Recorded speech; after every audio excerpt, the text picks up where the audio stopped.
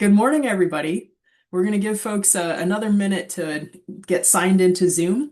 Welcome to the second day of the third, fourth, I've lost track, annual Northeast Midwest Prescribed Fire Science and Management Workshop.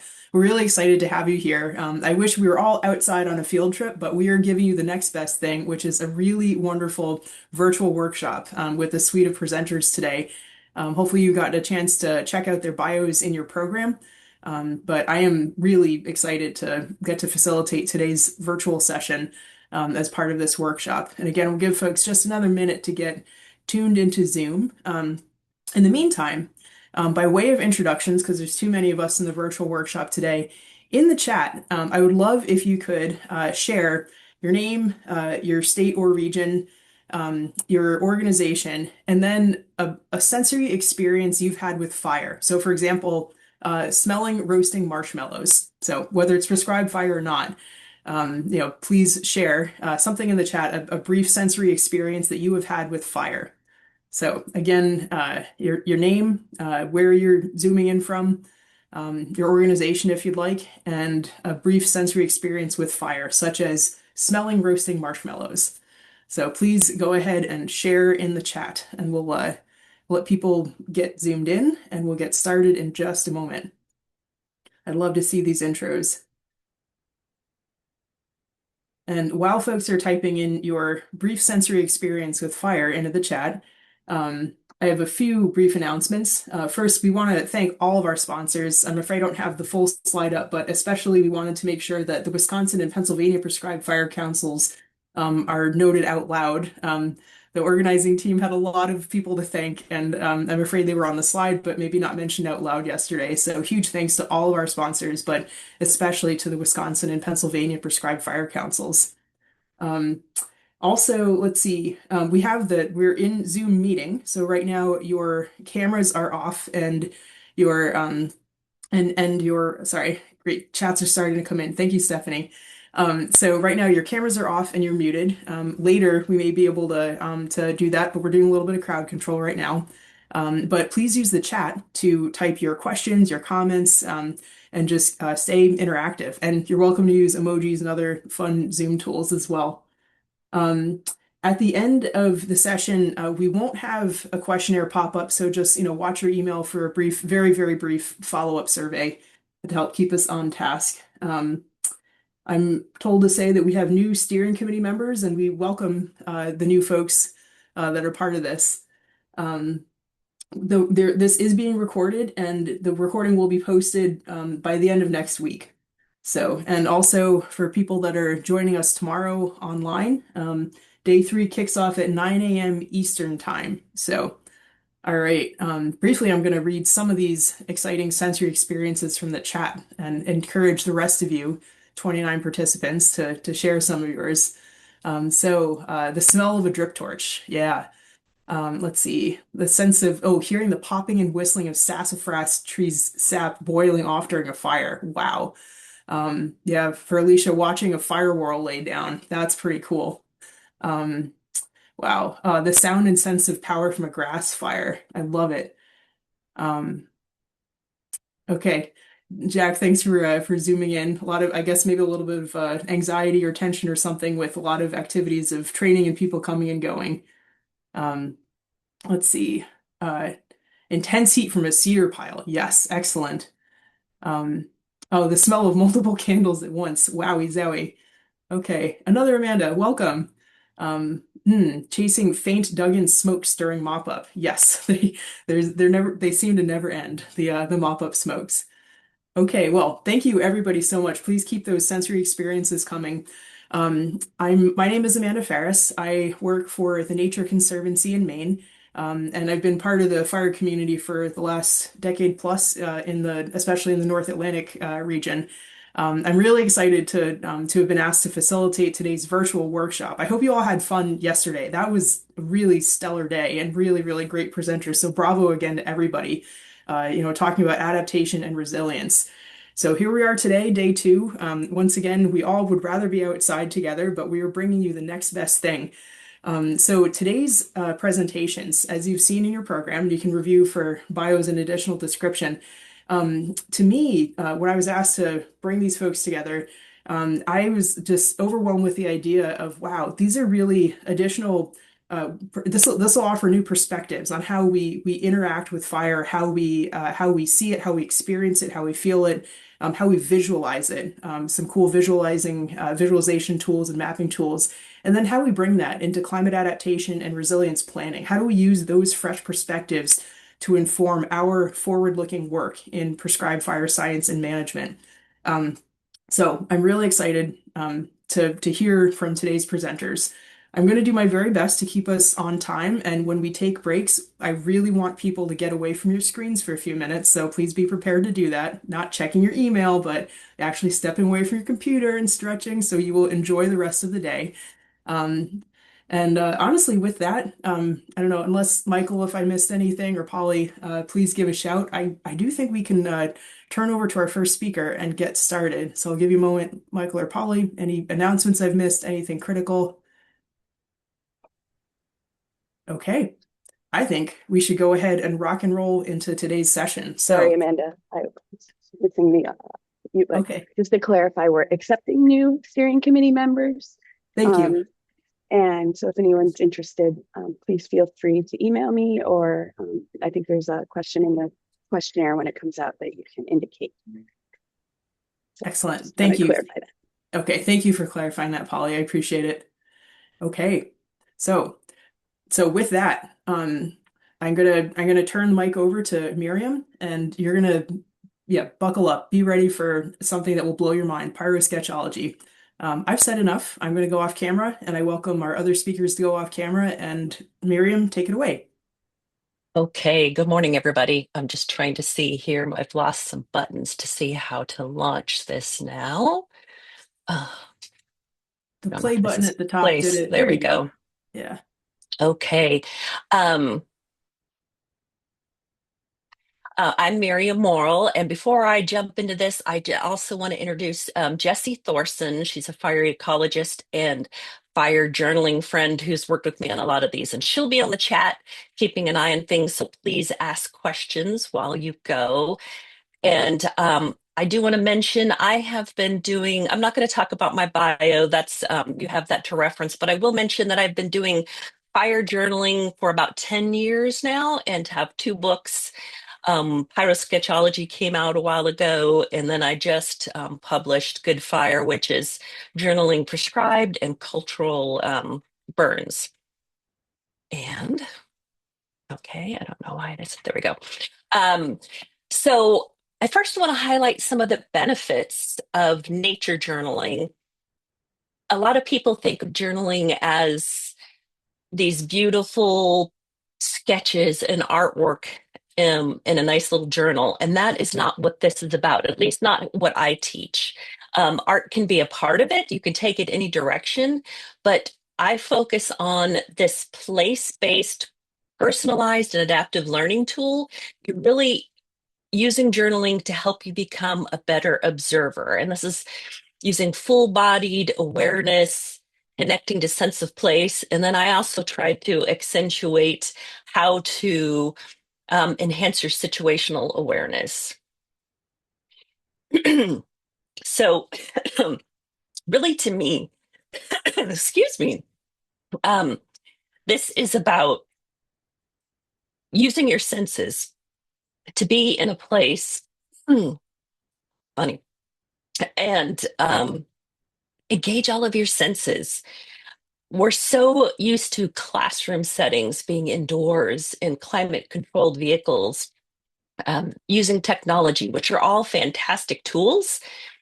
But being a human is living, and we were born and adapted with certain senses that help us learn and recognize that we have many, many senses we don't even think about, not just sight, sound, and scent.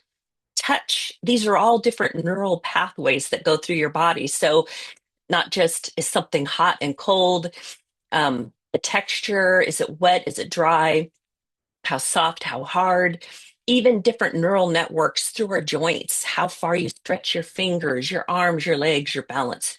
Those are all providing information into your brain. And even though we don't always consciously recognize that, it is feeding in information that helps us understand and relate. So, to me, this is the foundation. We started off with that sensory sort of thing. And so I want to highlight that this really is hugely important, is to engage your senses. And before we jump into a little exercise here, I want to mention that fire is a lot more challenging to journal than traditional nature journaling, where you might just be looking at a flower or a bird or something, and you're looking at these individual elements and trying to key into it. Fire as a process, it's a chemical reaction, the combustion process. So all of those ingredients are super important to understanding fire. It's not just flames and smoke. So I am always trying to tie in the fire behavior triangle because I'm typically journaling and looking at how fire is a part of the landscape. And so I want to mention that whenever you're making one observation, whether you're looking at the curing of grass, different cloud types, I am always trying to think about, is there something else related to topography, to fuels, how those all interact with each other? And I noticed through all of my training in fire that it's very terminology heavy and very concept heavy. And you will rarely see it discussed by how you would experience that, how you can really connect to that. And so, what I want to ask is people in the chat to please take one or more of these fire behavior triangle related concepts and relate it to how you would experience it through your senses. If you're not comfortable putting things in chat, just go ahead and write that down. But try to think about how you would describe and how you would experience this. And so, for example, I'll just mention percent slope.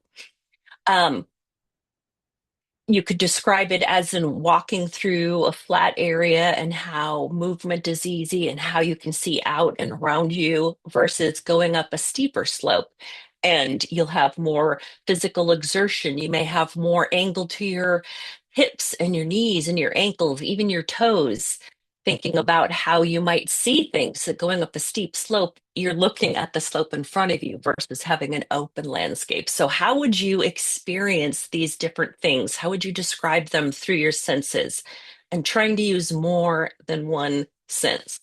So, I'll just give a minute for you guys to put in the chat to try and think about the fire behavior triangle through your senses.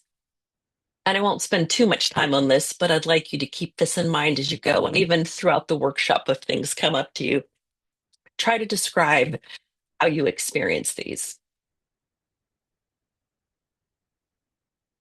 Oops.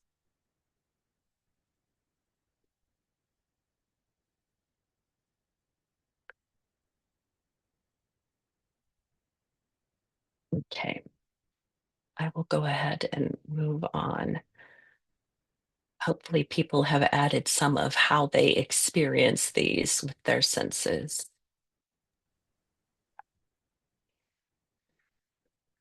Okay. So, obviously, there are a lot of observations you can make related to flames and smoke and how we measure those. And those are all things that I include in my journaling, but I'm also using those to make comparisons of the fire behavior triangle. So, not just looking at the flames alone, I would never just have a sketch of flames. I would then also try to associate it with other aspects of the fire behavior triangle. And I'm using these observations when you have an opportunity to observe live fire. That can help you confirm and calibrate your senses. So I am always trying to think about not these observations in isolation, but using them to continually adapt and refine my observation skills. So, one of the important aspects of nature journaling is you're collecting and comparing all of these observations, all these sensory observations, and you don't want to diminish those with just only having written notes or only having data charts. You want to engage your brain again. And so Having words, numbers, and pictures is really a foundational approach to nature journaling because these are engaging different parts of your brain. They're considered different languages and they help you think and understand things differently, see things differently.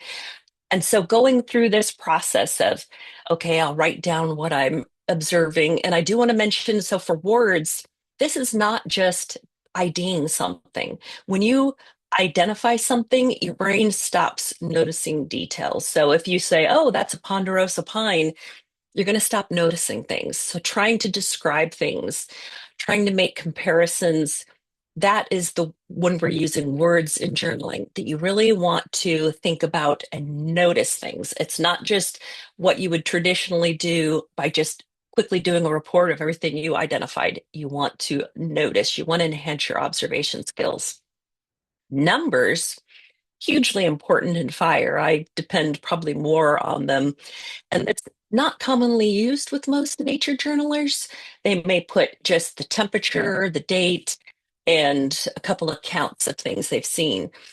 But for something like fire, where it's this complex environmental system, and there are a lot of things that we can't tune in with our senses, our senses aren't able to notice some things. Having these numbers is hugely important, but also using this to help you become a better observer. So, for example, if I were to take that same pine tree and try and think about, oh, okay, so how am I going to observe that through numbers? I might be looking at with the entire vertical height of that tree, about a quarter to a half of that is canopy.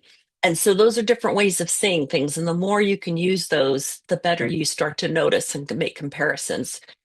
Also, pictures. I prefer not to use the term pictures, even though that's kind of what they talk about in typical journaling. This should be thought of as visual thinking. And your visual thinking is a quick thinking. It almost feels intuitive, but you key into stuff very quickly. And although photos offer information, and if you don't have time for anything else, that's helpful, but it is not the same as engaging your hand by moving, like doing a sketch, doing a line, an arrow. Whenever you can engage your hands, that's hugely important for processing information. And pictures could be sketches, diagrams, graphs, maps. Um, but also visual thinking is can be color codes. It can be your page design, your layout. So those are ways to help you think visually and quickly. Okay.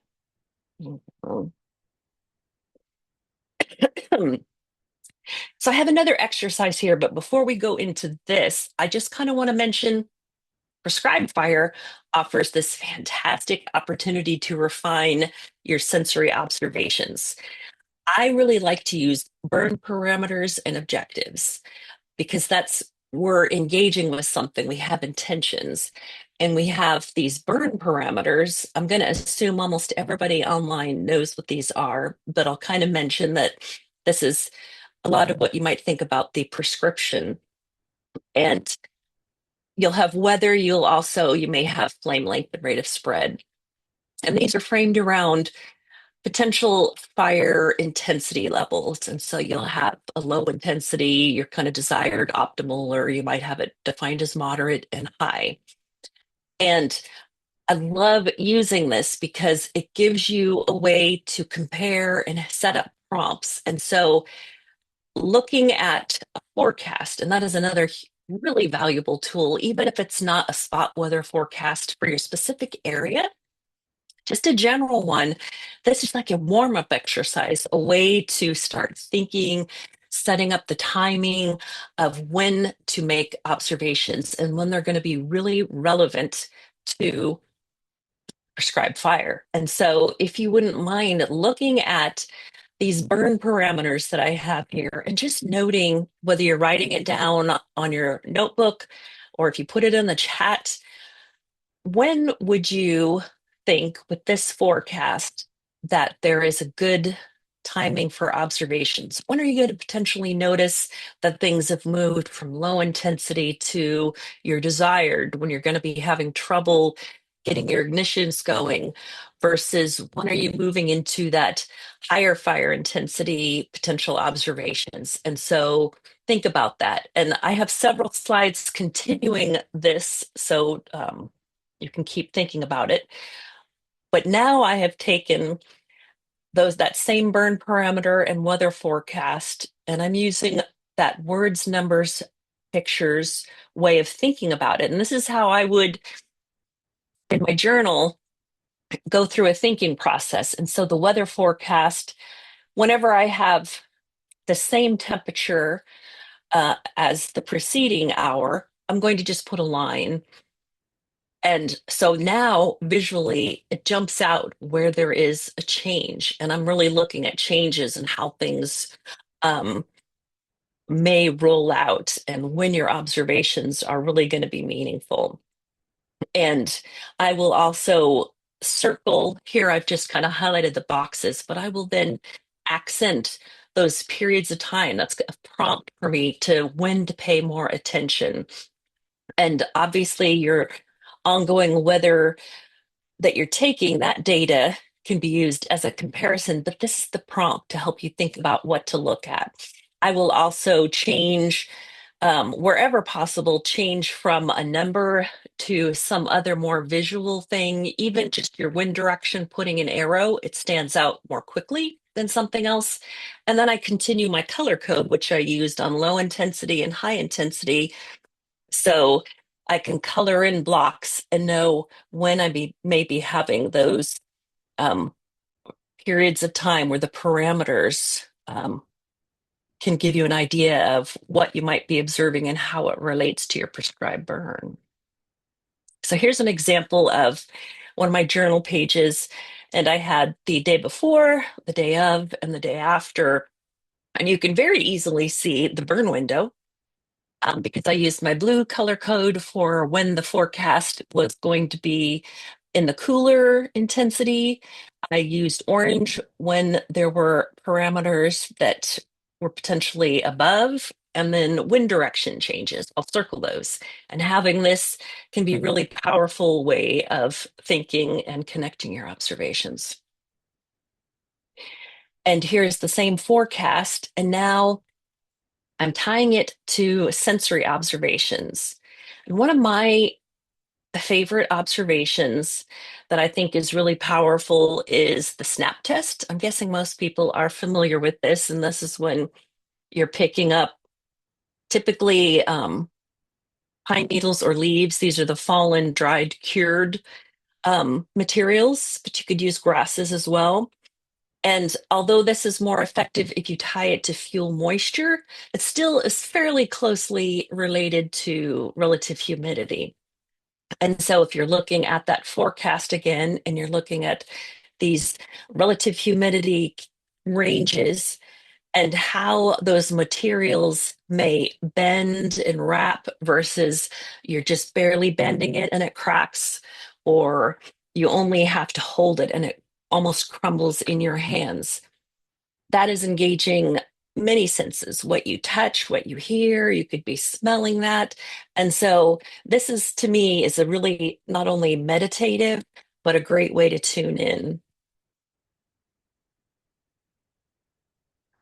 And then also bringing it back to those other observations, temperature, uh, sun exposure, shade, cloud cover, winds, all of those have these changing parameters that are going to change that fuel moisture level and change that snap test. And so using that forecast is going to help you tune in and really connect with when is important and what kind of sensory observations.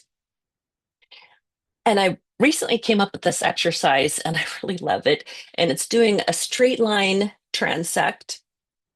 And you could use it for fuel models and then also for that curing or fuel moisture. And I think this is really helpful because you're always going to be walking around. And I know so many practitioners that can tell when something is going to burn, when it's going to burn a little too hot, just based on what it sounded like when they walked in there. And so using this type of journaling exercise, not only can you think of it as movement if you're trying to walk a transect, and where you step on things, over things, on top of things, or if you have to move around something, you can consider that movement and learn to tune your body just into how it feels walking through that landscape. But then also in this exercise, every few steps, you stop and do a little circle. I have a little color code for whether it's dry or green. In this particular one, I'm thinking fuel moisture, so I didn't include the sound of soil, but I marked when there's barren steps. And describing those sounds and thinking about that is a really interesting way to engage your senses. And this is not something you would do all the time, but it's a great way to just exercise those senses and help you make connections to what's around you. Wind observations are probably my absolute favorite, and I do them for any journaling on any topic.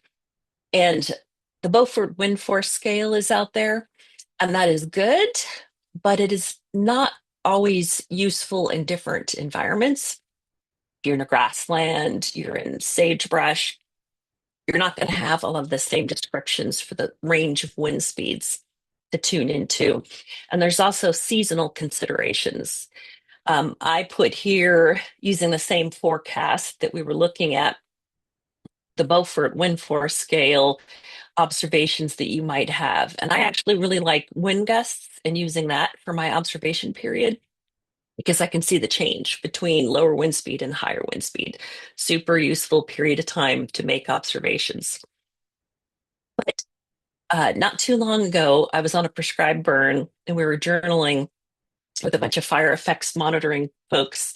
And while they're taking weather and doing their thing, I'm got my kestrel and I'm listening to the wind, and it's fall and they have the mule's ears and those big dry leaves. And there was a really distinctive change when I got to 6 miles per hour. And I just thought it was so fantastic because it was loud enough that you didn't have to be standing right next to it. You could hear it rattling, and it was this raucous sound. And it was very subtle when it was lighter. You'd have to be paying close attention. And this was a great prompt, and I pointed it out to our group. And then the next day during the burn, I had people mentioning, I can hear the mule's ears. And I just thought that was such a great prompt to know because that 6 mile per hour was close to that high end of the optimal burn parameter. And it seemed like, wow, if you're looking at other things and you have these sound observations, all of a sudden you're being informed of when to look and you're just tuning into something. And this observation's only useful when those mule's ears are cured. And so building up this really cool sensory library of things, I think, is very powerful. Another thing I have recently started to consider in my journaling approach is setting my intentions. I It can become overwhelming. There's so many things to observe and do. And so knowing ahead of time if you want to do more of kind of what I'm doing, which is I consider a study approach where it's very quantitative and targeted. Um, but those are most useful when you have a longer period of time and hours of time to make comparisons versus a story approach where maybe I'm paying attention to the relationship of people, those objectives and goals, and all of those sorts of things. It can ease your mind and make it more comfortable and fun if you have some intentions. And situational awareness I think is so useful with journaling because we've lost that ability as humans a lot of times to know what things mean. That when you see certain cloud types, when you reach a certain wind speed, all of these other things that people knew back in the day, we're not as tied into. And so having this, I think for situational awareness, it should be this ongoing practice and you target it around more of those thresholds of moving into the higher intensity and what those observations, those scents, those sounds, what you're feeling, having that practice. But by setting some intentions, it can help you with your time and make it more fun. So here's an example cultural burn, and this is the same burn parameter and forecast that we were looking at earlier. And this little notebook, it's a dot grid notebook, which I like to use because it's really easy for creating tables. Um, I have the burn parameters, I have the forecast, and because this is a small journal that I could stick in my pocket, I don't have a ton of room for lots of information, but making all my comparisons back and forth, I want to be able to compare the parameters in the forecast with my hourly weather.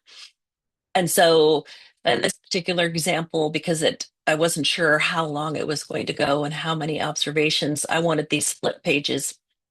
And the top picture, I have the burn boss, Danny Manning, and I have his picture, and then underneath that flip is the burn parameters. And then the flip out with the abalone and the angelica root, which were used for the blessing.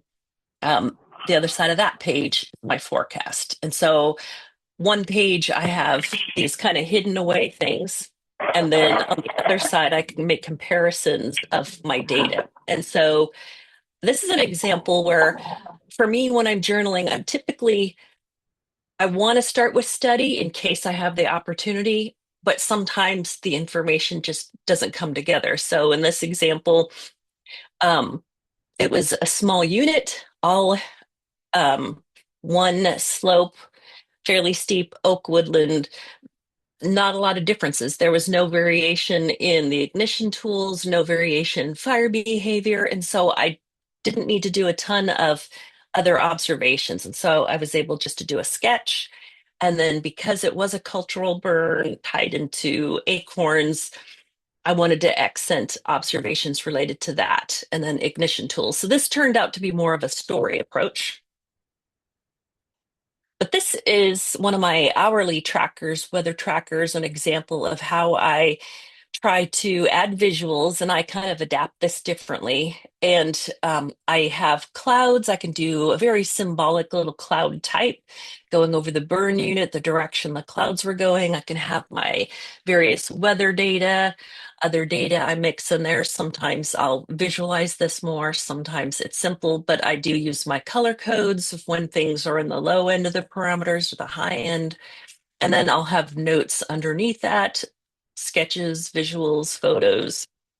And then here's another hourly tracker where I had a simpler weather tracker with the data, and then I had the clouds, the smoke, and the flame measurements in one visual. And I'm able to observe and compare that weather, but also use some visuals. And so I'll put little measurement brackets on the side of the journal there where I have for smoke height. I can just sketch things within that height range of how high they are, get a basic shape, talk about, put something about the direction. Same thing for flame length. I don't have to do detailed sketches of all the flames, but I do want to know, is it below 4 feet? Maybe it's an even lower, and I might, if the burn objectives and parameters want lower flame lengths, I might change those little height brackets, but I can see patterns with this. And so I love to have these hourly trackers. Here's a more local thing for you, the Albany Pine Bush Preserve. I had hoped to do an exercise around this, but I wasn't there. I didn't have the sensory observations, but I did get a copy of the burn plan, the incident action plan, photos, a little bit of the fire effects information. And so I went through the process of trying to see what it could tell me if I could do a little bit of a study. And but it was actually a better experience than I thought it would be. Even just using all that information was interesting practice to see what questions and how well I felt like I could understand it. Um, this I would call more of a story approach, but I have some of the basic information down there. And so I'll talk more about some maps in a little while, but this is an example of taking some of that important information and creating more visuals and numbers and combining them in a way that can add meaning. And then I have something kind of tying to the objectives, and not only a little bit of a table where I can look at what the objectives were versus the effects, before and after photos, even sketches where a photo, if you look at the photos there, it's kind of small for you. And even when I was looking at them, it's hard at a glance to know what it is that is green. Is it grass? Is it shrubs? What is it?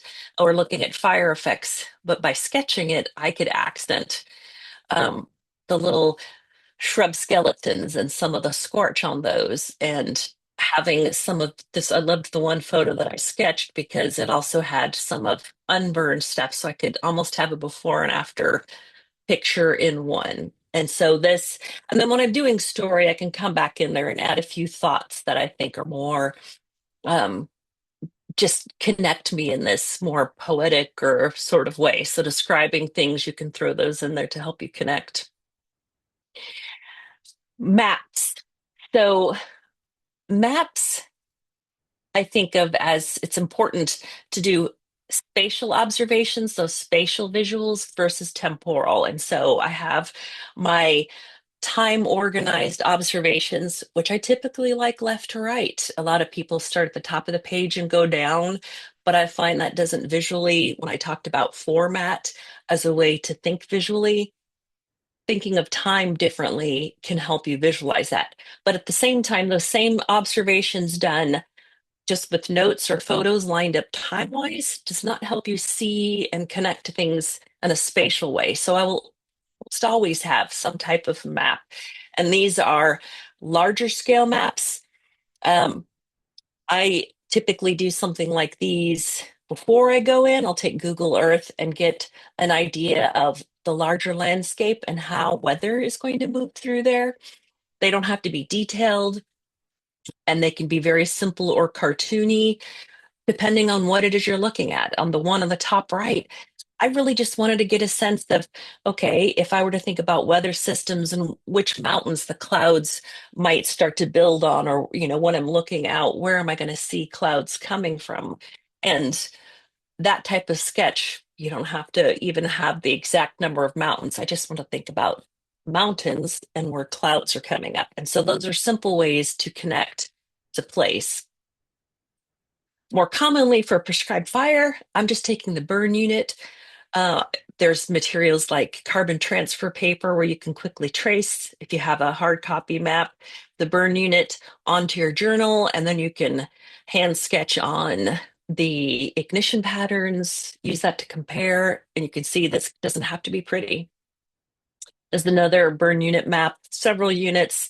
And because I didn't just paste in, sometimes I will paste in the incident action plan map, but I traced it and then tried to use some color to indicate vegetation, which can help tell me a story of at least forested versus meadow. And there were a lot of beautiful aspen stands in the fall. And so I threw those in there. But then I'll also use a layer of vellum paper. This is like a tracing paper and put it over the top. And since I have a lot of visual information on that map, it's too much to then add my ignition pattern. So I'll use vellum paper or other tracing paper or something over the top. This might seem like a more challenging visual. With practice, it's actually fairly simple, but it can give you a lot of information, these block diagrams. You can get an idea of terrain. And so on occasion, I'll do these. And these aren't things I'll do in the field. I'll do it before or after, and then use that to make my comparisons with the hourly weather. And putting your observation points or your photo monitoring points on these, I think, is very helpful for information. And that same map, I had an overlay where I was just curious how the smoke, if by chance there was anything that the terrain was doing with the smoke. And so all of my hourly smoke observations, I then put over onto this, and I could flip it up and down and see if I thought that there could have been something, vegetation or terrain that influenced the smoke.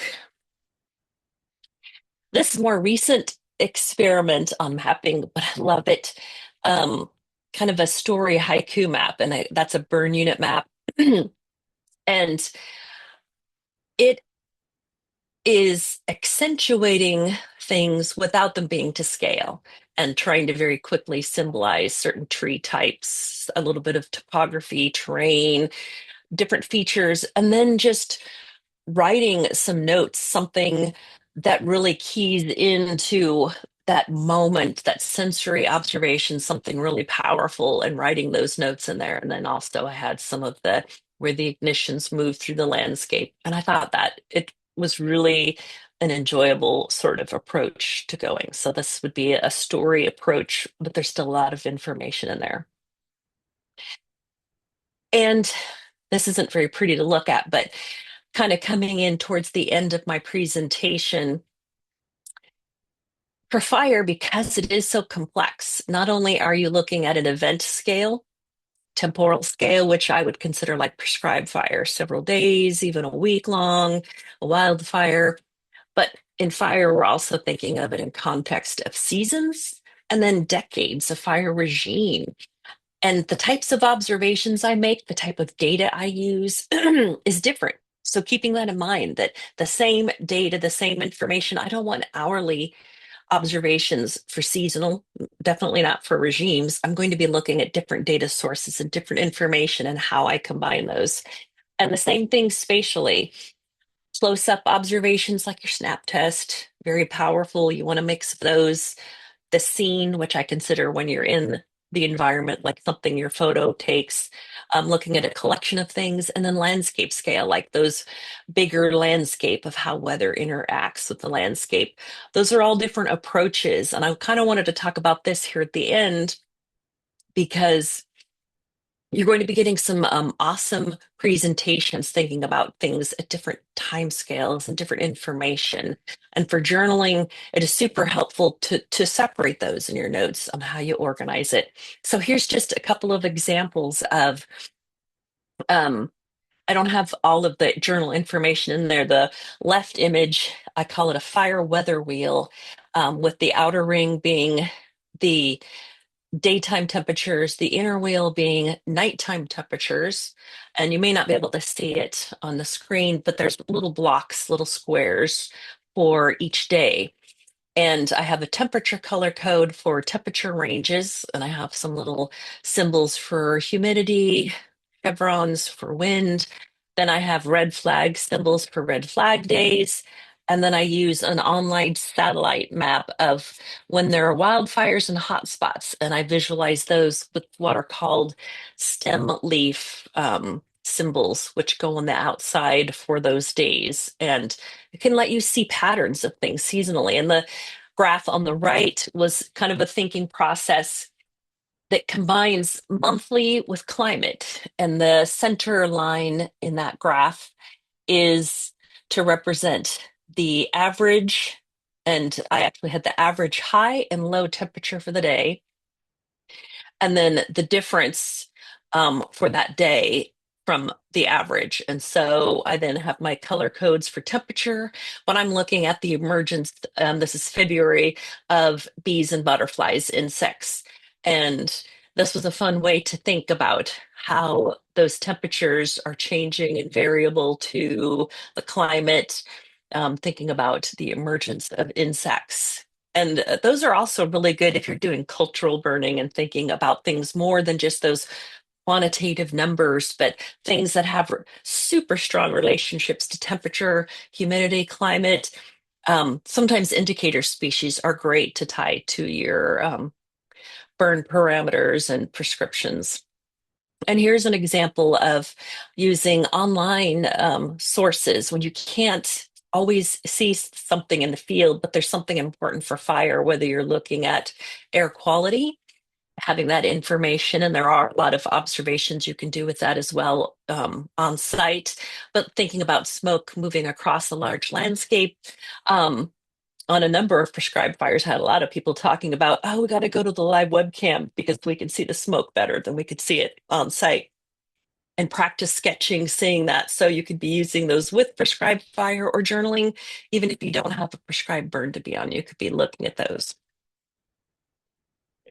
So I want to wrap this up. I'm not sure where my timing is. I forgot to set my timer, You're great on but time. oh, perfect. Okay. Um, that'll give us a chance if they people want to go back through slides then or have questions. But I want to mention we have a little, I think it's a 10-minute session at the end. And I'm really hoping to hear from all of you on what those other presenters have, what those information sources are, but how they connect to journaling, thinking for being out there and developing your experience and your senses. So, if during those other sessions, if you would write down the tools and technologies that you could see how those could be leveraged for journaling and support those. I showed a few examples and I have many other examples, but I would love to hear what if other people see how those sources can be used.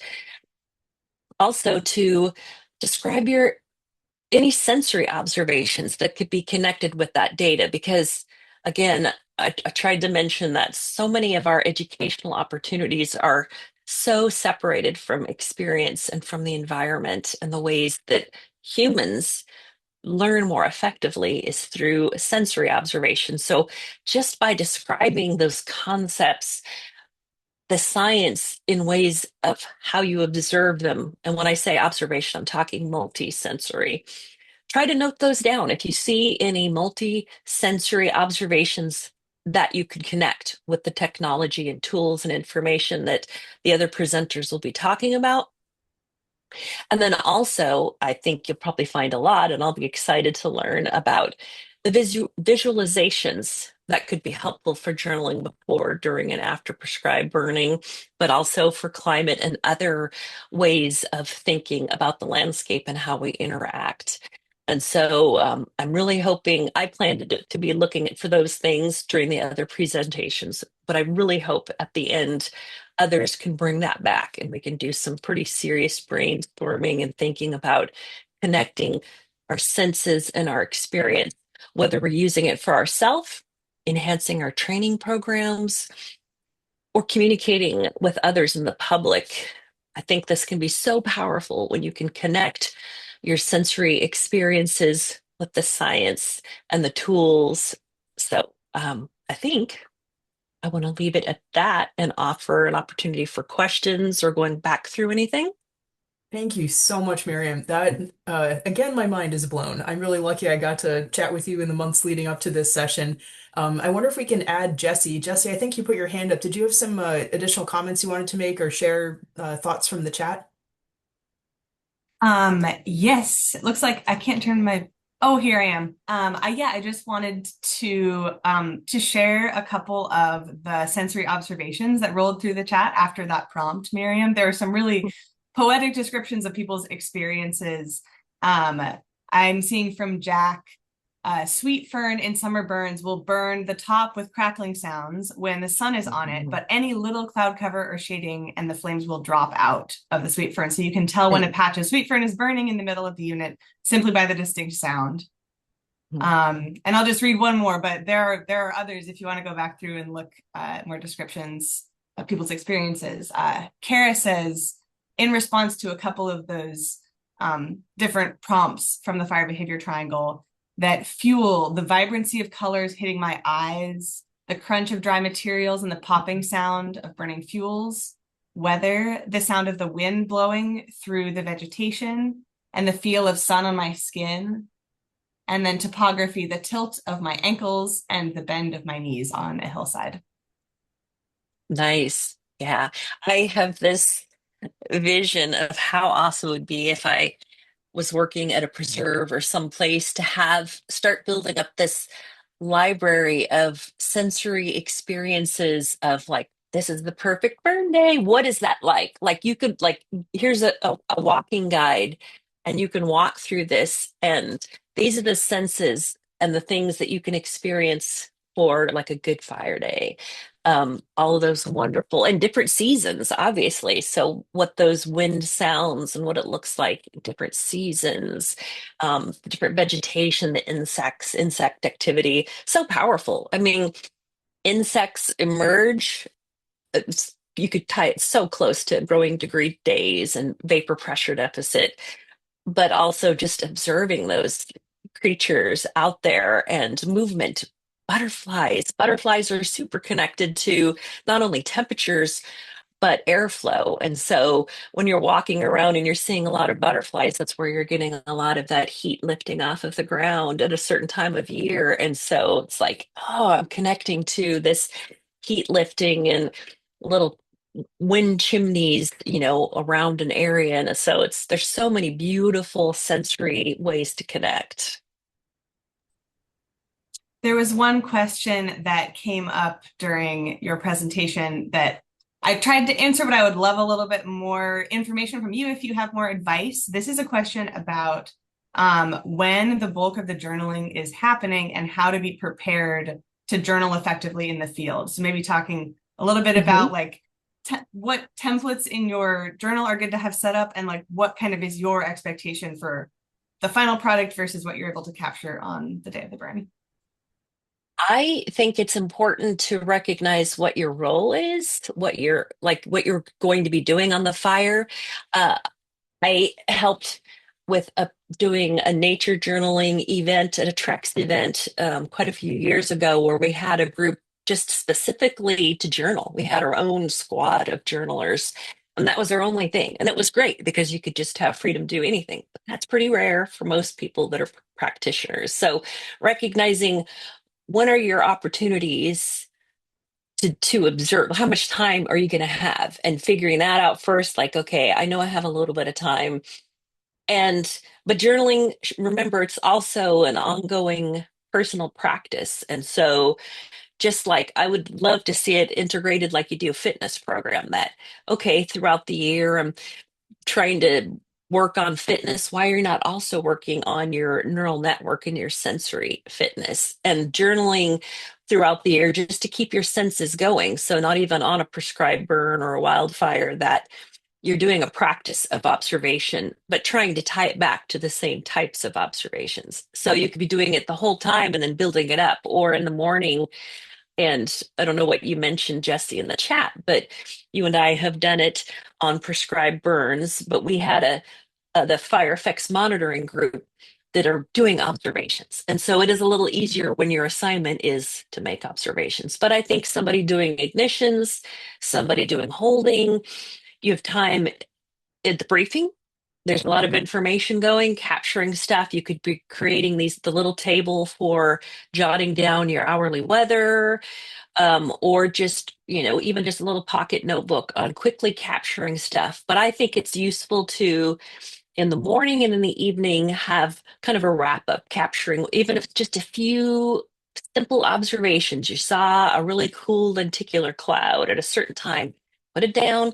Over time, it'll start to build up. And you might start being able to collect those the more you do it more quickly during that. But I just kind of recommend thinking about your role, having at least a pencil and a notebook, pencil, pen, and notebook. I think, like, my recommendation was to have like a couple of highlighters for highlighting when it's low and high parameters. You can use those same highlighters for some visuals, a few very simple supplies, just being ready. But that would be my answer, is thinking about your role, recognize just like physical fitness, you have a neural fitness ability to observe, and building that into your overall ability to be out there. This is so wonderful. Thank you, Miriam and Jesse. Thank you so much for sharing these Pyrosketchology tools and increasing my situational awareness of ways I could be paying attention to fire. I have a feeling that others out there are, their minds are still being blown. We don't have a ton of questions in the chat at the moment, but again, this is going to weave so beautifully into the upcoming presentations. I want us to get to our break in 1 minute, so a little bit early. So I wanted to share. Oh, we have a nice comment from Ryan I'll share. This subject is inspiring and valuable, including well beyond prescribed burning. Just about everything in our lives is digital. Incorporating more of being present and writing down, sketching your sensory observations is so important. I think that sums it up super well. Thank you, Ryan, for sharing that comment. Um, yes, I would like to get to our break in 1 minute so that we can get started 5 minutes early at 10 o'clock sharp for our upcoming presentations. So again, thank you so much for this wonderful introduction to sensory and to just engaging with visual tools in a way that we haven't necessarily regularly done on prescribed fires so far. After the break, we're going to hear from Karen Lothrop from Mass DCR, and she's going to be sharing about the FEMS Fire Environment Mapping System viewer, and it'll be a live interactive screen share. That'll be followed by Jay Charney with a focus on smoke tools and smoke forecasting. So we're going to be scaling out. And then we'll come back after the break with even more with Danielle Shannon. But for now, we have a 5-minute break. So I encourage everybody, step away from your screens, cameras off, take a break. And Michael, cue up the music. We're going to take a break. And when you hear the music wind down, we are going to get started. 10 o'clock Eastern sharp. Thank you.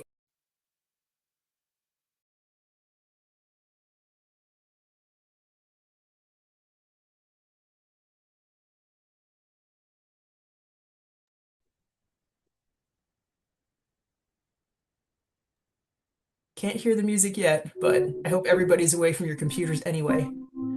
There we go.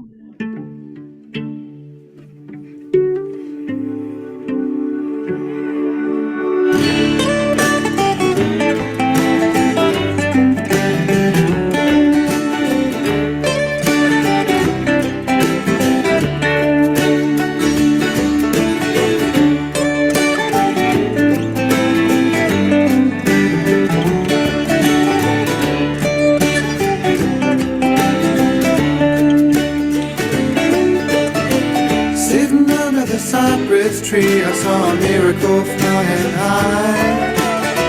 I tuned into the song that she was singing.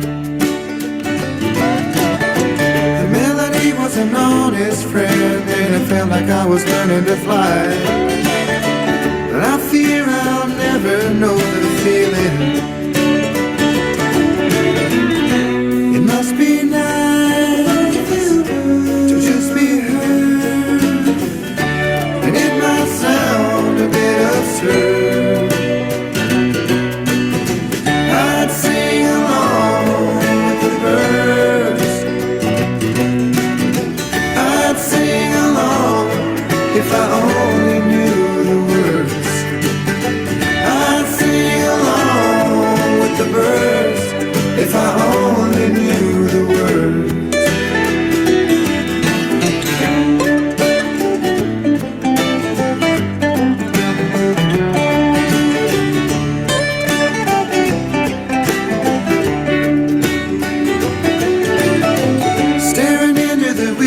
Well, it's got you feeling a particular way. You can't stand to see your own reflection.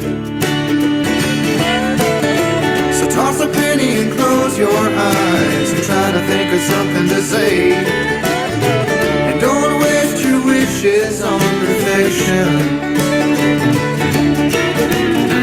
It must be nice to just be heard. It might sound a bit absurd. I'd sing along with the birds. I'd sing along if I only knew the words. I'd sing along with the birds if I only knew the words. I'd master every verse until my spirit learned to burst into the morning sun, while my heart is on the run.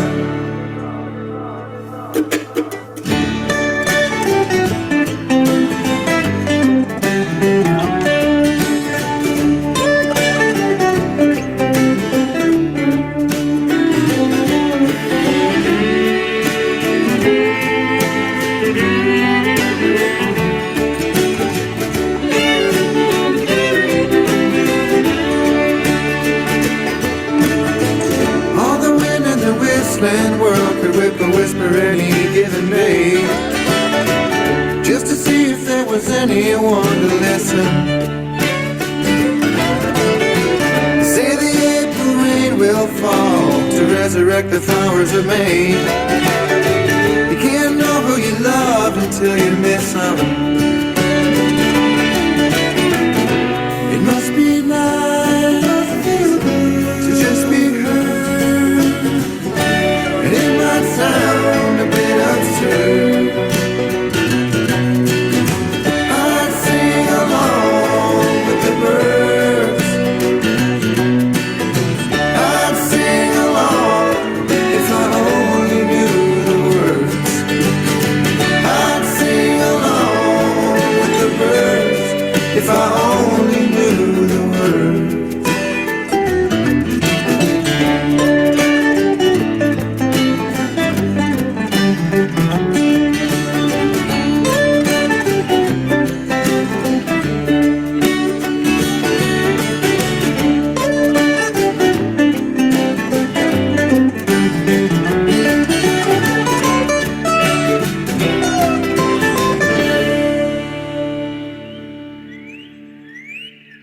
Woohoo! Thank you so much for sharing that song. So now let's see. I wonder, Michael, if you could spotlight Karen and we can, there we go. Karen will be spotlighted in just a second. There we go. Hi, Karen. Oh boy, spotlighted. Oh Yeah, boy. it's Good all good. morning, everybody. You're among Yeah. friends here. It's going to be great. Good morning. I was asked to share actually by Eric Evanson back in our Northeast Compact meeting regarding FEMS, the Fire Environment Mapping System. It's new, but not new.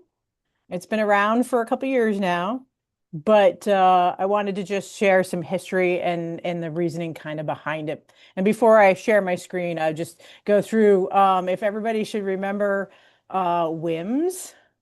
Very outdated program. It was just a good data collector.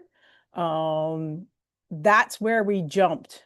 Huge jump into this environment where we can now geospatially mark our weather stations and look at data totally differently. So we remember with maintenance for WEMS, we had to do the R's to O's. Capturing future data was kind of a problem. It was a rough process, but you could export the data and use it in Fire Family Plus or Excel to do some stuff.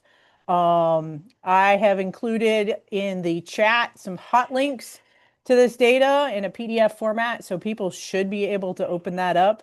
Oh, my computer's yelling at me. I need a new one. It says I have low disk space. But again, we made a huge jump. This was in planning phases when Nifters version 4 came out in 2014 and then became nationwide in 2023. The software for WIMS was not able to accept the updates at all. And that architecture, the federal agencies decided not to maintain. And so that expired in 2025 and sunsetted in October. So FEMS came out pre that and allowed us to start seeing that data differently. And I'm going to share my screen. I practiced a couple times, so hopefully we can get this. All right. Oh, sweet. It does show me a little picture of what I'm sharing with you. Nice. All right, so FEMS. Fire Environment Mapping System. We got a great picture of the United States now. We can see all, right now I have up the weather for all the RAWs, the remote automated weather stations across the country. It allows you to see that. The coolest part is recently we've been able to adapt and put some mesonets in along with the National Weather Service ASOS stations. So just a quick overview of what you're seeing. This is the data. So right now it's set on weather and the temperature. You can change formats for the weather data. You can go to daily summaries. So then you see the max temperature of the day in the past 24 hours. You can change it to go right down to max vapor pressure deficit. So you'll get to see those numbers and so on. With that, under the data type, you'll also be able to change. So a huge driver for this was also for field sampling. Those that are out there doing data collection on fuels and weights and measures, we can now collect this data and there is a holding place for that. So that was one of the primary drivers for this. So we added weather and then fire danger. And so when we're looking at fire danger, we can look at all the newer models, which is part of the Nifters version 4. Fuel model Y being timber, and X being slash, and Z tends to be used for forecasting. That's what our Eastern Area Coordination Center uses for forecasting process. But again, you can look at the hourly data and you can look at the daily data and you can change the outputs. So you can go all the way up to, if we do the daily, we can then see the KBDI across the country. And they added the ability to see color coding. We can filter.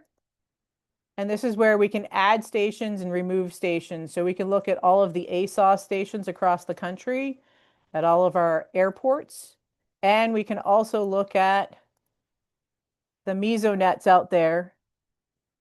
And you can see a huge amount of area coverage. Texas has their own weather station network. And so this just happened this past spring, there was a driver to get the data to be able to go into this for these meso networks. Same with New York and Maine, and Massachusetts is hoping to add their mesonet in the future.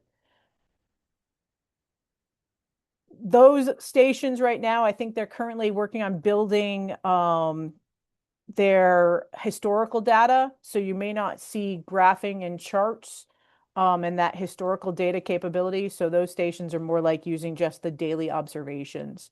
So I'm going to zoom in on a station that I monitor all the time. And we're going to go into the Metro of Boston. And we're going to look at this station here. Hey, Karen, could you tell us a little bit about the colors and the shapes? Okay, so there is a legend in here. The colors, I believe, are trying to show you because I still learning. They just added the color coding. It's showing you like the minimum. So here on the 1 hour fuel moistures for the 20th of July, it's showing the fuel moisture, the temperature, and the time that that happened. So that was at its lowest that day. So it's going to be high in the red category. So that would be your critical, fuel moisture for your 1 hours.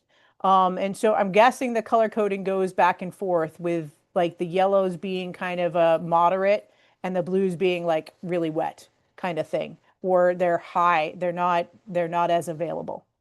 The same thing when you get into the herbaceous fuel moistures, woody, and the growing season index. Those should all be in the greens, right? Normally, if we're getting rainfall continuous throughout the season. So those should all be fairly high.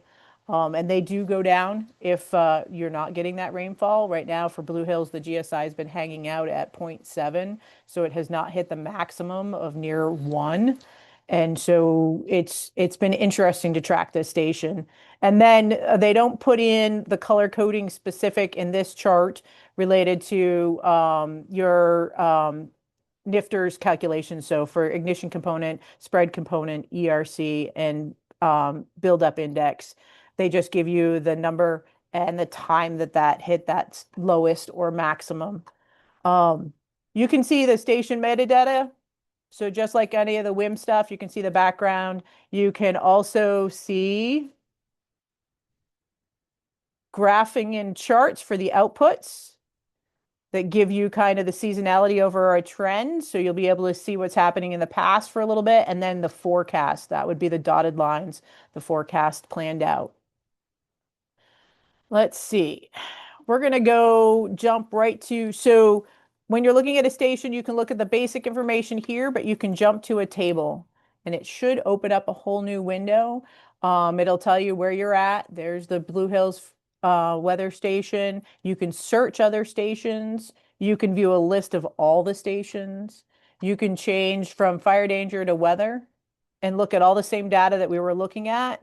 So there are two segments here. There's a public viewing set for FEMS that is available through the Wildland Fire applications portal. So if you log into FAMOff, you can get access to FEMS. I've included the hot link for that. And then there's a staging where they go and work on the data and try to do stuff. So there may be some things, if you go to that other link, that you don't see that you're seeing today, which is the full color coding. They're adding these features to the basic level. Again, FEMS is like in like the transition, updating, processing. There's been a little bit of troubleshooting related to rainfall. This is all based off of data that's coming from what is known as Synoptic. And they have their own data viewer. I zoomed in on the National Seashore. And this is actually a wonderful website as well. This is where you can also download the data. You can download up to 4 different data collections a day without having any, just a login, just a basic login without any costs. So speaking of the data, we're used to using Meso West, which is Utah Education Center. This is now going to become legacy. We will lose the tabular format for this. The data now is feeding directly into Synoptic. The professor is retiring, and it's also an integrated program and computer system, so it is no longer going to be maintained. So it will be sunsetting December 31st. I have used this ever since I started for the quick look at the data that I'm trying to grab. And unfortunately, that's going away, but we can access that data for free still on Synoptic Lab. And again, same stuff. This is all the same data that's going into FEMS. Literally, there's someone who's doing amazing at writing code, and they're writing code to import all this data and manipulate it into FEMS. It's pretty awesome, and a great way to display it. We can change date ranges, so we can look historically at data. We can look at the full length of the station, the historical data all the way back. We can download this data. So this is the weather page, tabular. The fire danger page is, see how this goes, is loading. So what we're seeing in the dotted boxes is the forecast. And this is the hourly forecast gridded. It's ingested, I believe, every time the National Weather Service updates their forecasting. So that would be 4 in the morning, 2 in the afternoon. And again, I think later on at night, you can switch back and forth to daily, which is actually easier to look at. And then it's a 7-day forecast. So here's the fuels forecast based on the gridded weather. This is yesterday's calculations based on the weather. And we can click back to the weather and go to daily. And here is the forecast daily. So they're planning minimum relative humidities based on the gridded forecast on the 28th and 29th down to 65. You can get kind of a general forecast of the wind. So this is where, for prescribed fire, I would kind of look at this just to get my general ideas of what the next 7 days looks like for weather and the chance of precip, and that kind of thing. But again, it's a gridded forecast. The coolest part of all this is the seasonal trends. The capability for especially the raw stations for the period of record. This is the Blue Hill station started in December of 2015 and has been running continuous for a few hiccups through 2026. It's still going today. And so we are able to chart, and we can then do some trends and forecasting. And I've been working with Cheryl Bright, the Eastern area coordinator, and we've been talking about these data points, the high points, and the recovery that's been happening at the Blue Hill station that is short term. So we haven't had a lot of rainfall in the metro area till last night, which is really nice. And so that trend of all these high points is literally showing that we are hanging out above the 97th percentile almost weekly, sometimes for a whole month above that percentile, which is actually kind of scary for the Northeast. And we're seeing some factors such as new growth maples are actually losing their having leaf drop, which has been an interesting factor. So we can scroll down and we can look at all this data, understanding the burning index. ERC is a time frame based. It does not include wind factors. It's more just a fuels driver. The BI tends to add the wind factor to it, so that tends to be a little bit higher. The BI also adjusts quicker to rainfall, so it can track downward really quick after a rainfall. The spread component is definitely wind driven. That's the ability to have a more spread from an ignition source. And then we throw in the ignition component. And the only thing that this does not do is obviously show our fire data, which you can do in Fire Family Plus. So there's the graphs. Hopefully I'm not getting you sick too much related to moving around on the web page. The coolest part is we can go in and we can download the data. We can get summary reports. I haven't really played around with this feature just yet, but we can download the data and we can do it in multiple formats. We can do it with a hot link API right into Excel where it can do all the calculations for you. You can grab the base station information. So if you're setting up a Fire Family Plus data, you can go right to that. So for Fire Family Plus, I usually just grab the weather. You select what you're looking for. You get the observations. I tend to grab hourly just so that Fire Family Plus does all the calculations for me. You can grab it in those formats, a CSV and FW21, which is perfect for going into Fire Family Plus. And then you can set your date ranges and you can go way back. If you're doing just one station, you can go to the period of record for that station and then you can download the data. So then you select your station. You can just type in a quick abbreviation and you can grab the station you're looking for and it auto-populates down below. This is where the data is coming from. You can copy the link, which gives you that hot link that allows you to create a web ingest off of Excel, and you can use the data. You can then also download the data. It's pretty cool. It'll open the CSV just like any other download for you. If there's a lot of downloading that you're going to do, you can see your queued up downloads if it's going to take time to grab them. But let me see. Let me open an Excel spreadsheet. I've been doing this for a little bit now, and I can do the exact same trends. I'm going to move this over to the window that FEMS does right into an Excel spreadsheet and see the same graphs and do different calculations. So I can use the daily data. Bring this over here. I can use the daily data to take a minute to populate. Oops, sorry. It's still loading. It takes a little bit because this is a lot of data. And I can then do my own calculations. I've had some tables that have been handed to me at different occasions, so I can go through and I can calculate just the KBDI based on rainfall and max temperature. I've created some other stuff related to precipitation. So just trending the precipitation and when we get that rainfall. And then I also can grab the NIFTERS data, the actual NIFTERS data. These are the same numbers that you see in the table in FEMS, same numbers there. So I can bring that in and I can do a lot of trending. So the same graphs can be viewed.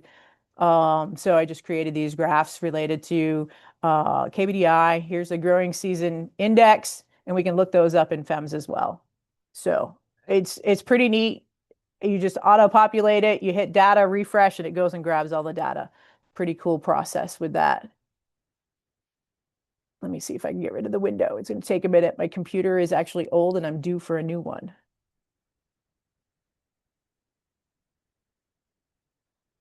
I'll switch back. We can switch back in here and go right back to the map so we can look at all of our data. There is a slide rule where you can view the weather specific to a day and look at it for the day and go backwards in time and see the data pop up. There are a couple of things that you'd notice. There's a legend that will help you out. If you see anything like this station over here where it's got the 3 dots, that's missing an observation. It refreshes regularly based on the station data. So the Blue Hill station gives data out at 10:50. So it's the 50th of the hour for the prior hour. And every station is set differently on when it broadcasts that data. You can see if it's a triangle, that's the forecast. So some of the stations, if it didn't grab the observation right off the bat, it'll have the triangle there, and that's your forecasted data, right? Or the diamond, excuse me. If there's an issue with the station and someone has seen it, they'll flag it. So that's when you get the red box, and you can get the information related to the outputs and what the color coding is. In general, FEMS is pretty cool. Right? It's just a neat way to grab that data and see it and visually see it placed on a map. So you can kind of go through and go, here's what's trending. I'm going to tell you today, this station out here on the National Seashore has a rain gauge broke because it rained pretty nasty last night on Cape Cod. So we can, these numbers are way lower, especially today. Anybody have like any questions, any thoughts? I'm not seeing questions in the chat yet, but I encourage people to post your questions in the chat. I guess a broader question, how does this help work with the compact? So like looking at kind of the regional scale and fire danger rating, how do you use this tool in collaboration through the compact?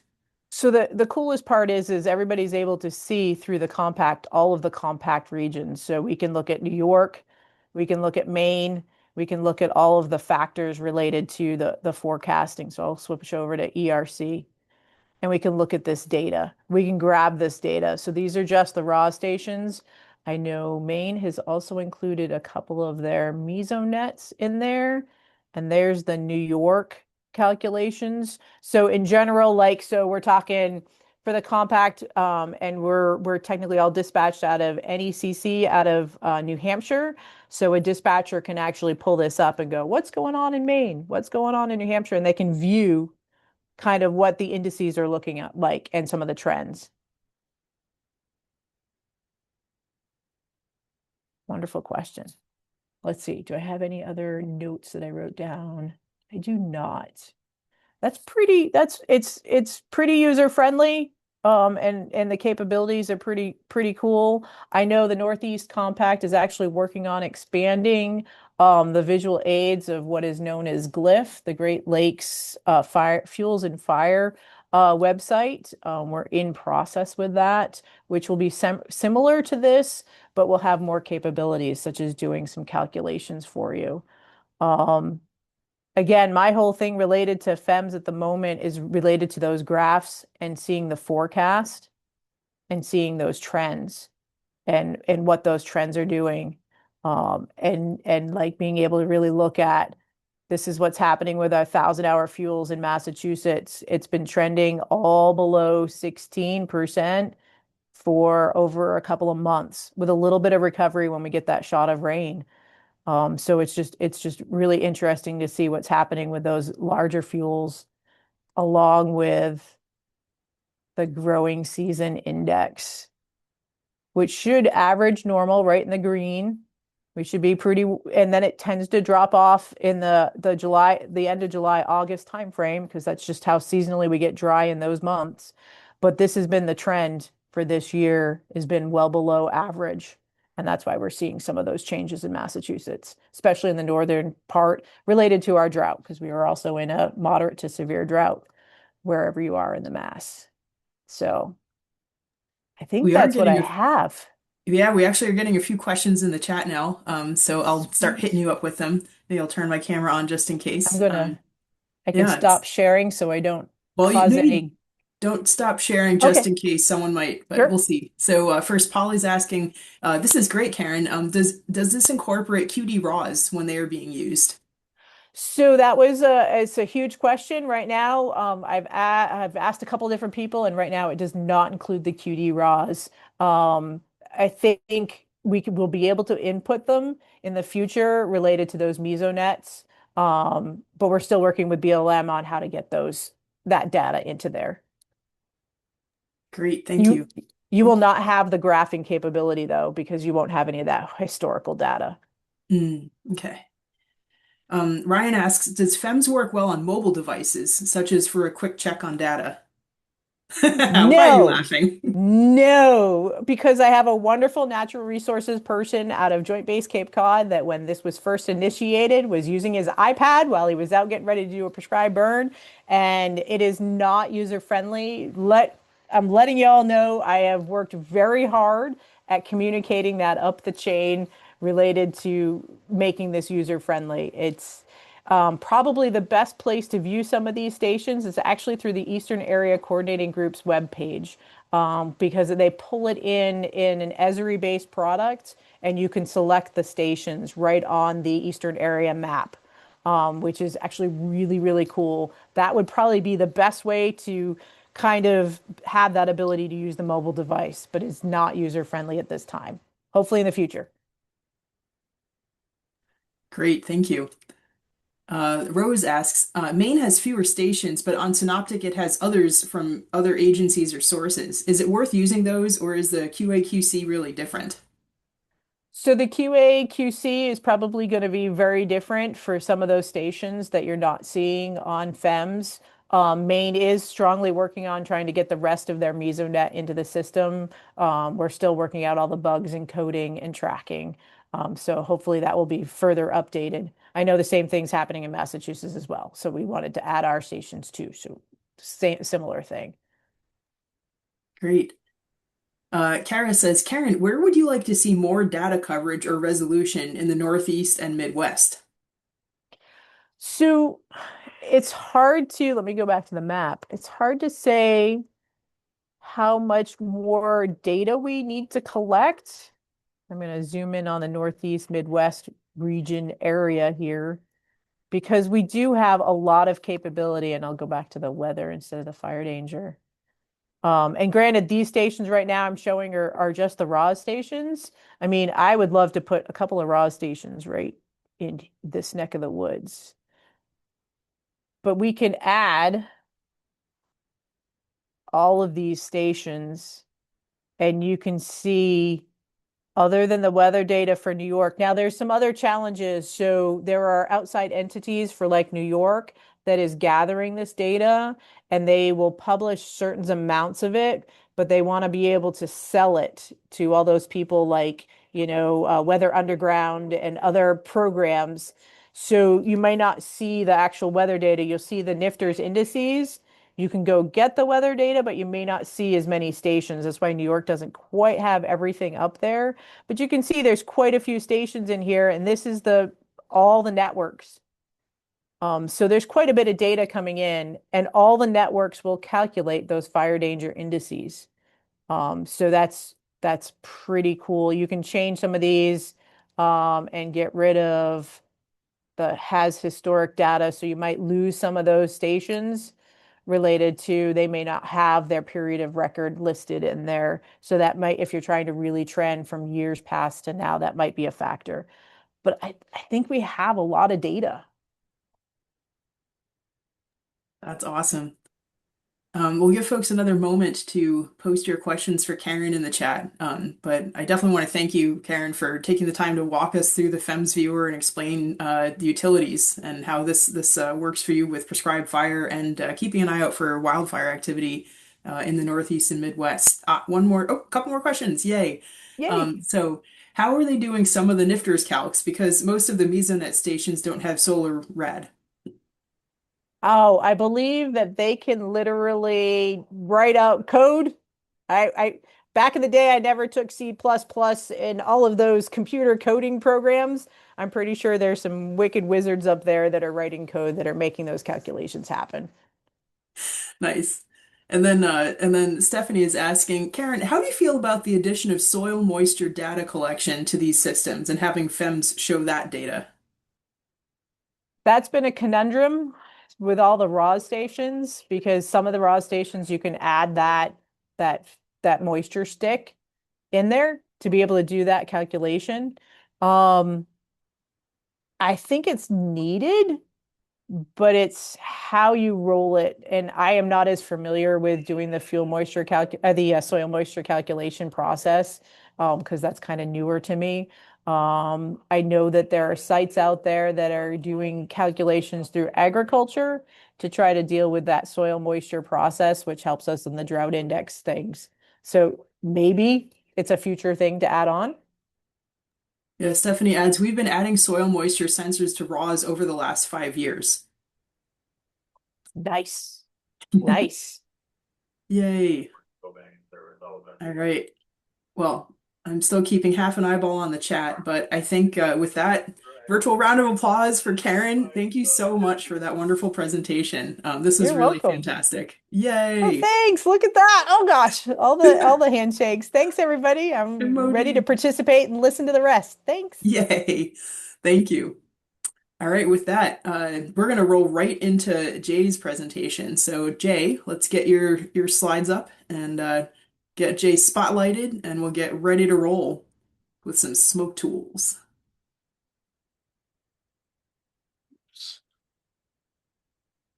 I'm on. Keep your mind expanded. This is Yeah, where is my the share was a bit flaky. Oh, there we go. Okay. Oops. Stealing my thunder here. Okay, you seen the first slide? We see your slides and then yep, presentation mode. Perfect. All right. Perfect. I'm going Okay. dark. Take it away, Jay. All right. So good morning, everyone. For those who might not have crossed paths with me before, I go by two names that people don't often connect at first thought. My proper name is Joseph, but most people know me as Jay. So I'm Jay Charney. I'm a research meteorologist with the U.S. Forest Service based here in East Lansing, Michigan. And I was asked to participate in this workshop to talk about smoke tools and smoke forecasting tools.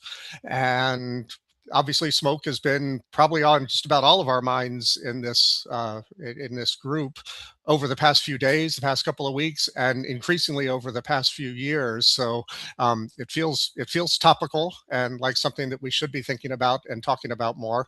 So I am going to be talking about the things that we're doing here in Forest Service research and development around smoke. The first thing I want to emphasize is that this is not remotely all my work. I work closely with Shindy Beyond, a colleague here in East Lansing, for the coding and modeling that underpins what we're talking about here. Brett Anderson and Pete Lom in the Forest Service Smoke Program were the original inceptors of much of what I'm talking about here today, and we've been working on modifying and updating it. And Sharon Zong is a cooperator at Michigan State University who supplies students and computers and other resources that help us do what we're doing here. So with that as an overview, I will come over here and I'll start with a little bit of words, but I'm going to talk over this a little bit just to try to make the transition between what we've been talking about so far and what I'm going to be talking about maybe a little clearer. So first and foremost, what I'm presenting is it's a research or researchy effort to develop tools that can help air resource advisors, air smoke specialists, and other people who either need to be aware of or who are involved in the communication of smoke dangers, smoke issues to the public, trying to help inform that type of decision. And we're very much talking here about forecast products. What, forgive me, names, I'm losing it. Karen, I think, was just presenting about data and what you can see now and what the historical data has been. And I'll mention a couple of historical things. I have history on this slide, but historical data deeper in this presentation. But most of what I'm going to be talking about here is saying what's supposed to be happening over the next week with smoke, and sometimes more than that, but generally over the near-term forecast. So what can we get from the weather forecast and other information about the state of the landscape that can help us understand what's coming next, so that people like air resource advisors who are called out to specific fires and specific events, or air program specialists who are responsible for briefing and sending out information, and people who are working on fires. And if we're in a prescribed burn window and we're planning on doing a series of fires over the next week, what are the variations in conditions and how can that affect the smoke issues that are going to be faced there? So that's very much the sort of the context for the things that we're talking about here. Then the other thing that I want to mention, I've said it a couple of times, I work in research and development. So I am not by definition capital O operational. I'm not the sort of person who should be expected to be called at 2:00 on a Saturday morning saying, hey, this tool isn't working, fix it, because we needed to make a decision. That said, a significant part of the research direction that I and many of my colleagues follow are developing tools that are updated daily with when new weather information comes in and new information comes in, and putting it out there in time to be used as part of a forecasting process and for operational processes, so that we can get feedback from the users about what's most useful, what should we change, what should we update, what should we get rid of, because it's not useful, it's not giving people what they want. So this whole much of what I'm going to be talking about here is designed to be very, very nimble. If someone calls up and says, hey, I would like to see this product, I personally can go into some code that's sitting on a computer about 3 feet to my right over here and update things, and either sometimes it can be immediate if it's relatively straightforward. Sometimes the next day it starts to appear, sometimes over the next few days, depending on how complex the ask is. But this is very much designed to be sort of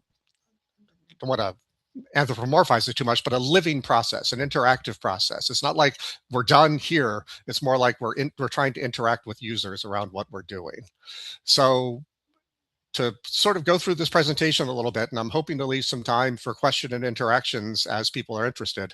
The purpose of all of this is to provide smoke forecasting products developed under the IWFAQRP, one of the least pronounceable acronyms that I've come across, the Interagency Wild and Fire Air Quality Response Program, originally developed by Brett Anderson, providing tools for air resource advisors, air program specialists, and we really are focusing on the smoke aspects. There are some basic meteorology in here and some other tools that you might see elsewhere, but it's kind of the smoke tools that we feel are where our focus is. And one other thing that I would mention, the word forecast, I've mentioned that a lot here. This is not meant to be a replacement for or even a competition for a weather service forecast. The Weather Service are the official government agency that forecasts the weather. These are meant to be value-added tools and tools that are tailored sometimes from Weather Service forecasts, sometimes from other models and products to help provide value to what additional value or different additional tailored products that we don't get from the Weather Service these days. So the products that we're focusing on here and that happens in our office, these are what we refer to as WRF-based smoke forecasting. WRF stands for the Weather Research and Forecasting Model. It's the weather prediction model that underpins just about every or the vast majority of weather forecasts that you see coming from the National Weather Service. The weather forecast, the WRF model has been in development for decades, going back, spanning my entire career arc, and I've been working with the WRF model since I was a tiny little grad student when I first started back in the early 90s, and have been watching its development and using it for more and more going forward. So here in East Lansing, we run our own version of the WRF model that produces 7-day forecasts on an 8-kilometer grid. So it's a national grid. And here's another sense in which we're kind of spanning up a little bit from what we've been looking at before. We have very much a national and even an Alaska focus, but we also make subdomains for users who want to see those particular things. So every day we produce a 7-day forecast of weather inputs, updated daily, cover the entire United States. Some of this coverage information is a little bit dated, but we cover the entire United States now, and we have subdomains defined for California, Washington, and Colorado based on user inputs. Then we have an Alaska domain, so legacy products on the left. On the right, these updated products, a single CONUS, entire lower 48, Alaska. We're run on the local servers here, and we also feed these outputs for our model into the blue sky smoke modeling framework. And for those of you who have been working in this region for some period of time, you almost certainly cross paths with Trent Wickman as part of earlier incarnations of this particular workshop and elsewhere.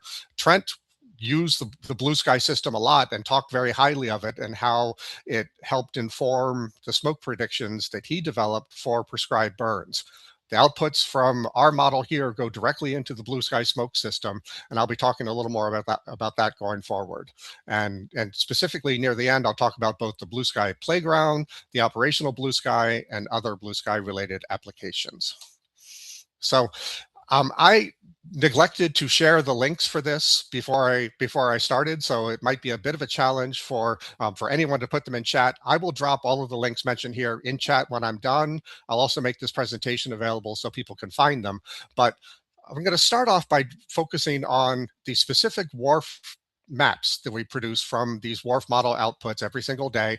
And they're in a gridded structure over here. And this grid, I mean, there's a lot of numbers on there and it looks kind of complex, but it's also kind of deliberately almost simplistic in that what you see is what's there. You don't have to go through a whole bunch of little persnickety little windows. Our users have emphasized if they want lightning, they want to be able to go to the same place every day, go down and look for cloud to cloud lightning. If they want to look at the ventilation index, they can find it here. Trying to keep it as much as possible on one page, and these things grow and expand and that sort of thing. And things are still changing, if not day by day, week by week, and month by month based on user inputs. But the idea is it's a little bit old school as far as the way that things work. But for every single output we have, you can click on a loop and see how it's evolving over the next 7 days, or you can click on individual time periods. Now, examples of our outputs, current products that we're using include things like we've recently implemented, like over the past couple of months, a lightning prediction based on our WRF outputs. This was a special request that we got from someone in North Ops in Northern California that was sort of like, what can we do? So we went into our system, hit a couple of buttons, turned a few things on, tested some things, and came up with a lightning product that we've been using nationwide and in some of our regional grids over the last couple of months, and validating how that works. Also, we have things like the atmospheric dispersion index, the the low visibility risk occurrence index, ventilation index, a lot of tools that are familiar, superfog index, and other things that are useful for weather forecasting that we produce on a daily basis. And this is what our national grid looks like. So this is from back in March, so arguably before fire season, although we were getting into prescribed burn windows for some parts of the east and southeast. But here is an example of what our atmospheric dispersion index map looks like nationally, as well as the low visibility risk occurrence index. And as I said, we have these outputs every single hour out to 7 days. So you can look at animations of them, see what the patterns are doing, how things are evolving.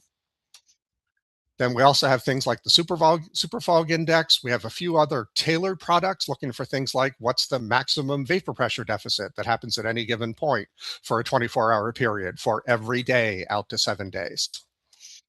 And then, as I mentioned before, you can click on the loop option and you can see what the patterns look like as this loops over the 7-day forecast. And you can see kind of the diurnal patterns as the boundary layer grows and shrinks during the day and in the night. And then you can see sort of the synoptic weather patterns as the highs and lows move across the landscape and across the country. And then another thing that we did, and this is another thing I want to emphasize about us being able to be a little bit nimble, when we turned on our Alaska domain, I was contacted by an individual up in Alaska who's producing daily briefings.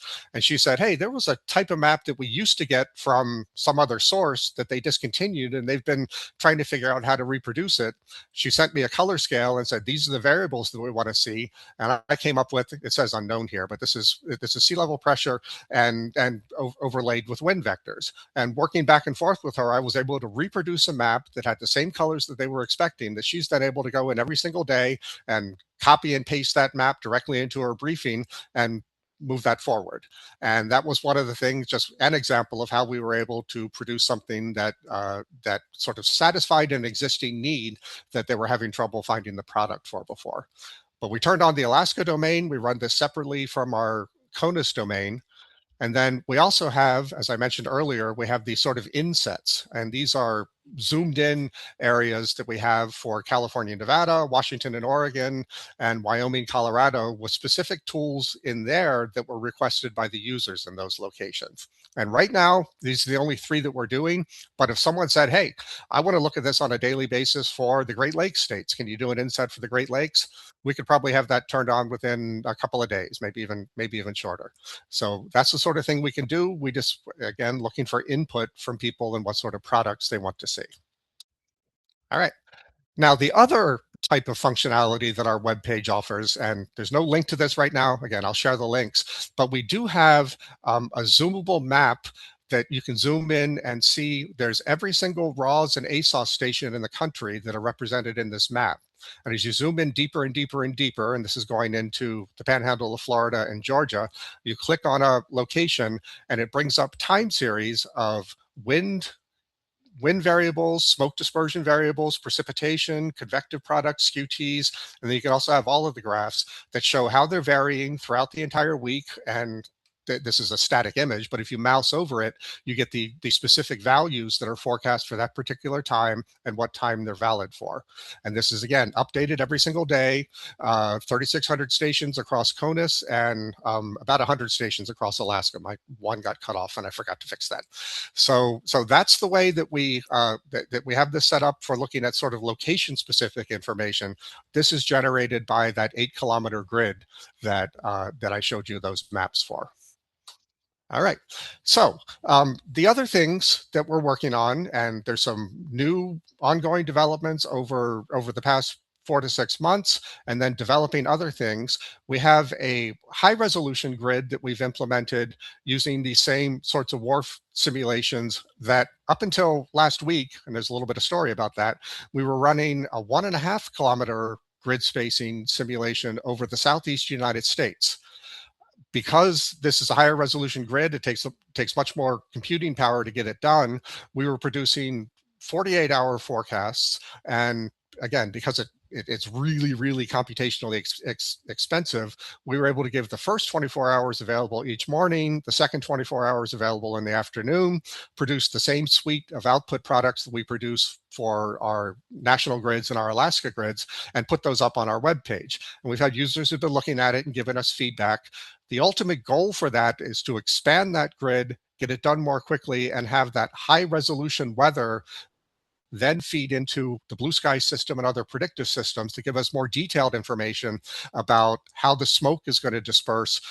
This high resolution grid should be doing a better job with land sea boundaries, with complex terrain, and with other things. I mean, in Oklahoma, it might not really be a whole lot different than the 8 kilometer domain, but in central Pennsylvania or in the Appalachians, and particularly in the West, you can get wildly different answers because of how aware the model is of the terrain features. So that's one thing that's new, and I'll show you an example of that in a moment. But in development, we're also want to use these higher resolution forecasts for those location-specific time series I referred to. We're also working on taking all of these maps and turn them into GeoTIFFs and other GIS accessible products, both in KML form and in zoomable things. So rather than looking at a national map, you can zoom in and see, okay, how are things varying sort of 10 miles by 10 miles from the national grid, so somewhere in that range. But for the high resolution grid, you can really zoom in and see how things are varying locally. And so these are the sorts of high resolution products and functionalities that we're working on. So here is what our Southeast United States domain looks like. And it might not be super obvious, but there's a lot more detail going on in here as far as how the weather variables, how the derived smoke products are varying across the domain. You can see little tendrils and things that are forming as these features impact the Appalachians, and then precipitation and everything else that comes out of the model. All right. And then most recently, and the last time I gave this, it was quite recent. Now it's a few years old. I mentioned that we had been asked if there was something we could do to provide a lightning forecast product. And part of the reason why this came around is that different groups get lightning data from different places, and some of it's commercial, some of it comes from Europe, and sometimes the data streams can be a little bit challenging to get them going. So the question was, is there anything we can do to help inform that? And we went into the WRF, and it turns out that researchers have been working for years on developing a lightning forecast products from the same model that we're using. So we developed that, turned on our lightning product, and this was one of the first times we turned it on again here in March of this year, and we're able to see the lightning, able to calculate the number of the variable here is flashes per day per kilometer squared, but basically see where we had more or less intense lightning from a lightning outbreak that happened this spring. And this is, again, updated every day and showing every day on several of our domains. So in summary, just to kind of close this off a little bit. So what we have is a WRF-based smoke dispersion forecast. We send these forecasts to the blue sky smoke modeling framework, so one can also use them to drive smoke forecasts from blue sky. We have CONUS and Alaska domains at 8 kilometer, 7-day forecasts that are updated daily, and location specific time series for 3,600 CONUS stations and approximately 200 stations in Alaska, and a high resolution domain in the Southeast. And what's coming are additional details and additional evolution of the forecast products and other types. We also want to develop some daily validation and model performance statistics, so that when a user comes in here, they can compare how well is the model doing today, or how well has the model been doing over the past couple of weeks compared to how it was doing before that, and get an idea of model skill and model reliability in addition to the products that we're talking about here. Okay. So sort of to close off that part of it a little bit, what we're looking for from people like you, from users and from other people are there specific types of plots that you would find most useful? If you're looking at our stuff and saying, okay, well, that's great. It's nice to be able to look at the CONUS and see that Michigan is yellow today. But what I really want to know is what's the difference between Grand Rapids and Lansing, or what is happening with smoke coming in off of Lake Superior today compared to tomorrow, compared to the next day. So I really need to zoom in on this coastline and get additional information. What's the best way to get that information? Are there specific needs for both briefing and operational communication, specific tools that could be most useful for either talking to a group who's about to light a prescribed fire at a briefing about what we're going to be doing related to fires for the next few weeks, talking about what variables matter the most. Are you really interested in lightning? Do you want to know more about turbulence, smoke, winds? What are your focuses? And as I said, as a research group, we really feel like we can be pretty nimble about these sorts of things. And if you ask for the moon and we're like, ooh, okay, we can't do that, we'll tell you. But if it's something that we can produce and can put up there, we want to be able to respond to user needs in that way, and hopefully get feedback from users to help continually to improve our products. So that's kind of the initial presentation here. Now, one thing that I did want to transition here a little bit to in the end, I referred to the Blue Sky smoke modeling framework a lot here. Blue Sky was developed by a group that refers to themselves as AirFire. It's a Forest Service research and development group based in Seattle, Washington. And AirFire has been around as a research group and an organization dating back to the late 80s, early 90s, and have been continually developing tools. Certainly because of where they're located and because of the user base, they've been very focused on the Pacific Northwest historically. But over the past, I want to say 5 to 8, maybe 10 years now, has definitely been expanding the footprint and the applicability of their tools, and have been designing tools that could be used all across the country and in some cases all across the world. And I just wanted to do a quick hit on some of the tools that are out there, and I'll share a couple of links for where you can go to play around with these tools. And I would encourage anyone that's interested in these things. I have been recently detailed into the AirFire group, so I'm working with them more closely than I have in the past. I would be happy to connect users in this region up with the AirFire folks to help figure out how best to use these sorts of tools for applications in this region. So I'm not going to describe all the details on these because there's way too much going on here, and I've only got about 5 minutes left. But sort of fairly quickly, one of the tools is a prescribed fire planner. The idea here is that you can go into this planner, choose a location, either download or input fuel characteristics, and also prescribe burn characteristics, such as window characteristics and the prescription in there. And this tool will go back, look through a historical weather data set, and say, how often have those conditions actually happened on that date through the last 30 years? And so the idea being that if you see 18, 19, 27, it's more likely that you're going to get those conditions on October, 1, 2, 3, 4, 5, 6, 7th, less likely that you're going to get it to the end of the month. And then I'm sorry, I can't scroll down and as you go to other places. But the idea is you can put in wind, relative humidity, fuel characteristics, all kinds of other things in here that can be calculated from these variables. And it can give you both a grid of how it varies variable by variable, which variables are most important, and then the overall how often would you have been able to do that burn historically. But then you can also do sort of time series of these and see where you are in the percentiles and what's the probability over a period that you could actually get that burn in from any period you define. And it takes a little bit of spin up, but it's a fairly intuitive process to go in, insert this information, and get a lot of information back about how one could actually put fire on the ground based on historical weather, how one could have thought about putting fire on the ground based on historical weather conditions. So that's one tool. This is a prescribed fire and smoke planner, is the way that it's called on the Air Fire Tools page.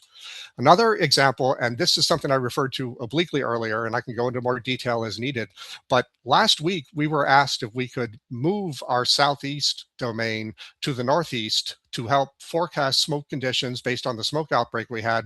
There was a lot of concern about the World Cup final in New York, but there's ongoing concerns about the smoke coming from the Canadian wildfires, where it's going, and how it's going to continue to affect us. So currently, if you go to our webpage, you'll see that the southeast domain isn't there, but our northeast domain is there.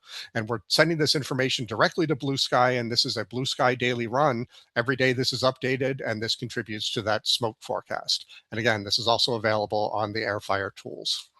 Okay, another example, and this is sort of getting more analogous to what Karen was talking about in the previous presentation. And I apologize completely if I don't have the right name. I'm pretty sure it's Karen, but names don't process with me.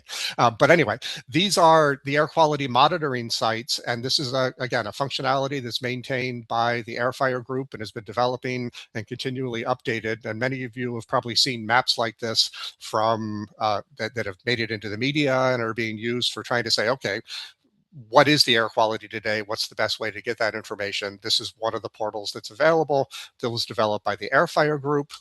And yeah, so I'll leave it there, but here are the links to where you can go to for the Air Fire portal and for the smoke planner for getting access to these sorts of information. And as I said, I will copy these links into chat because I didn't do my due diligence and send them earlier. So I will leave it there now and stop talking and give an opportunity for any questions, comments, or concerns that anyone would wish to express. Thanks. Wow, Jay, thank you so much. That's a lot of tools presented in a very short amount of time. I've done my best to capture those links and pop them in the chat, so don't worry about it for the moment. Okay. So anybody out there, queue up your questions for Jay. Please drop them in the chat. And I did also jot down the questions that you had for users. I'll note that if we don't have time in the next few minutes to get into those at noon Eastern, we have open lunch, and we'll let people unmute and come on camera, and that could be a good time for some of the conversation. So I'm keeping an eye on the chat, looking to see if folks have questions that they want to see. I see you brought us back to this slide. What did you want to share here, Jay? Oh, I was just moving back towards the middle in case anyone wanted to see anything specific, but this is just one of our fun little animations. Nothing more or less. Nice. No, I mean, animations are great, and this again does help us think about some of those visual tools, and in the context of other spatial and visual and temporal tools as we're looking at all of this in the context of prescribed fire. Maybe people's minds are blown. I'm still not seeing questions in the chat. Would you mind actually sharing your contact info and maybe saying again your connection with Airfire and how people can take advantage of that? Okay. Yeah. So, okay, did that work?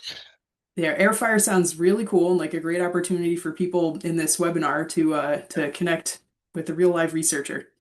Yeah. So I am a research meteorologist in the Northern Research Station of the Forest Service, and for those who are maybe Forest Service is structured around research, and then we have state and private, and then we have National Forest System. So research's role is to develop applications or develop tools and science that can then be applied to decision making by state and private and the National Forest System.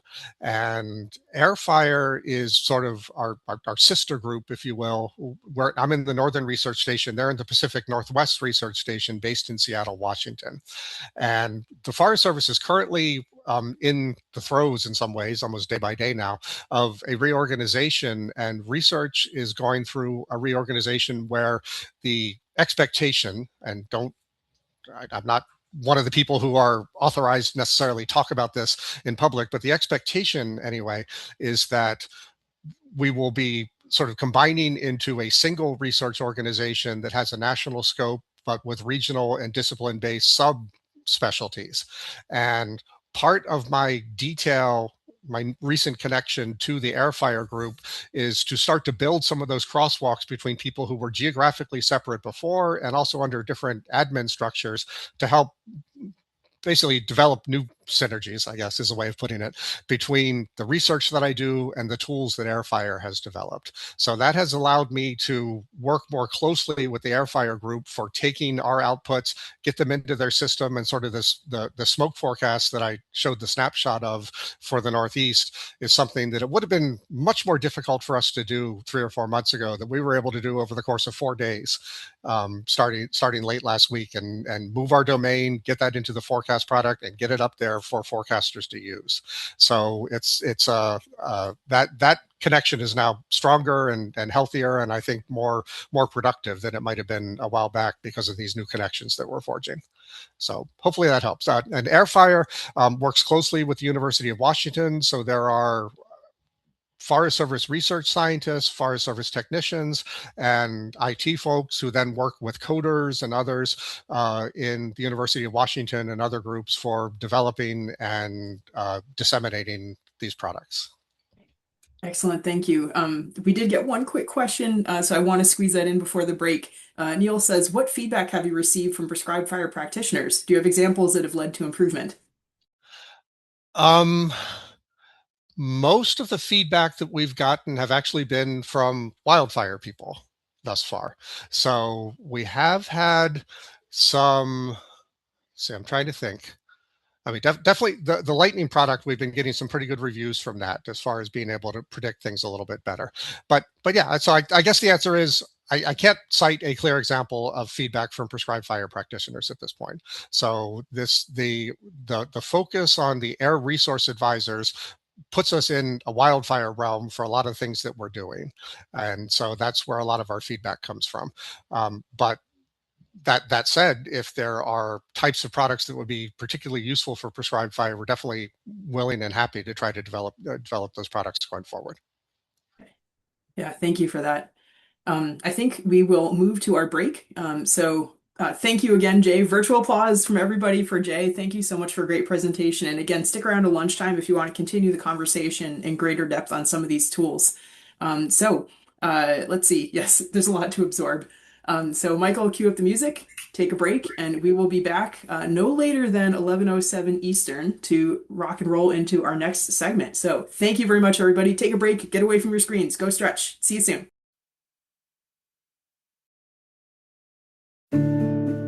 We climbed a mountain, and I picked wildflowers and put them in her hair. And at the top we found a meadow and danced barefoot in the grass. And I'm not lying, there were bluebirds in the air. It was a long one, and there's a time or two we felt like giving up. But every fall and every stumble made us stop and see the wonder. And with your hand in mine we pushed on towards the top. Why do people climb mountains? Is it just to reach the top and see the view? Well, I tell you something. Every rock and every river, every sore and every splinter, I would climb every mountain with you. Well, the clouds rolled in, and there was lightning, there was thunder, there was rain. And as we hid beneath our shelter, all the doubts that we had felt came pouring in as a flood we had to face. Then came the sunshine, the clouds rolled back and color filled the earth. And the rain, it brought the flowers, you could sit and stare for hours. The toil and the struggle showed its worth. Why do people climb mountains? Is it just to reach the top and see the view? Well, I tell you something. Every rock and every river, every sore and every splinter, in the summer, in the winter, when it's warm and when we shiver, I would climb every mountain with you.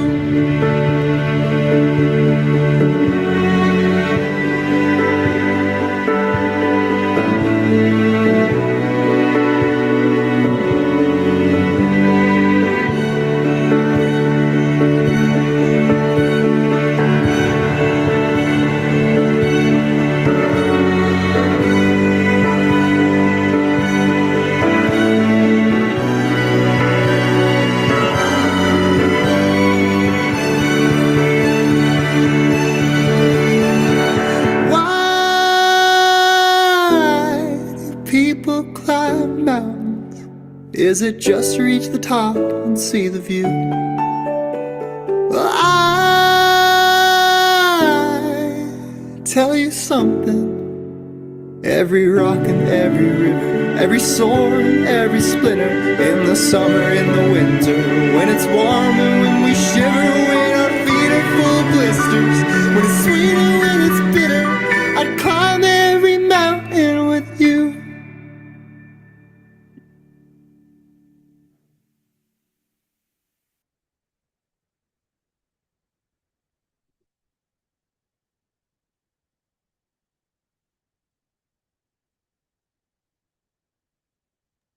We'll give folks another minute, but thank you for sharing that song, Michael. Everybody, I hope you're up and stretching and doing something fun away from your computer. Don't look at the screen.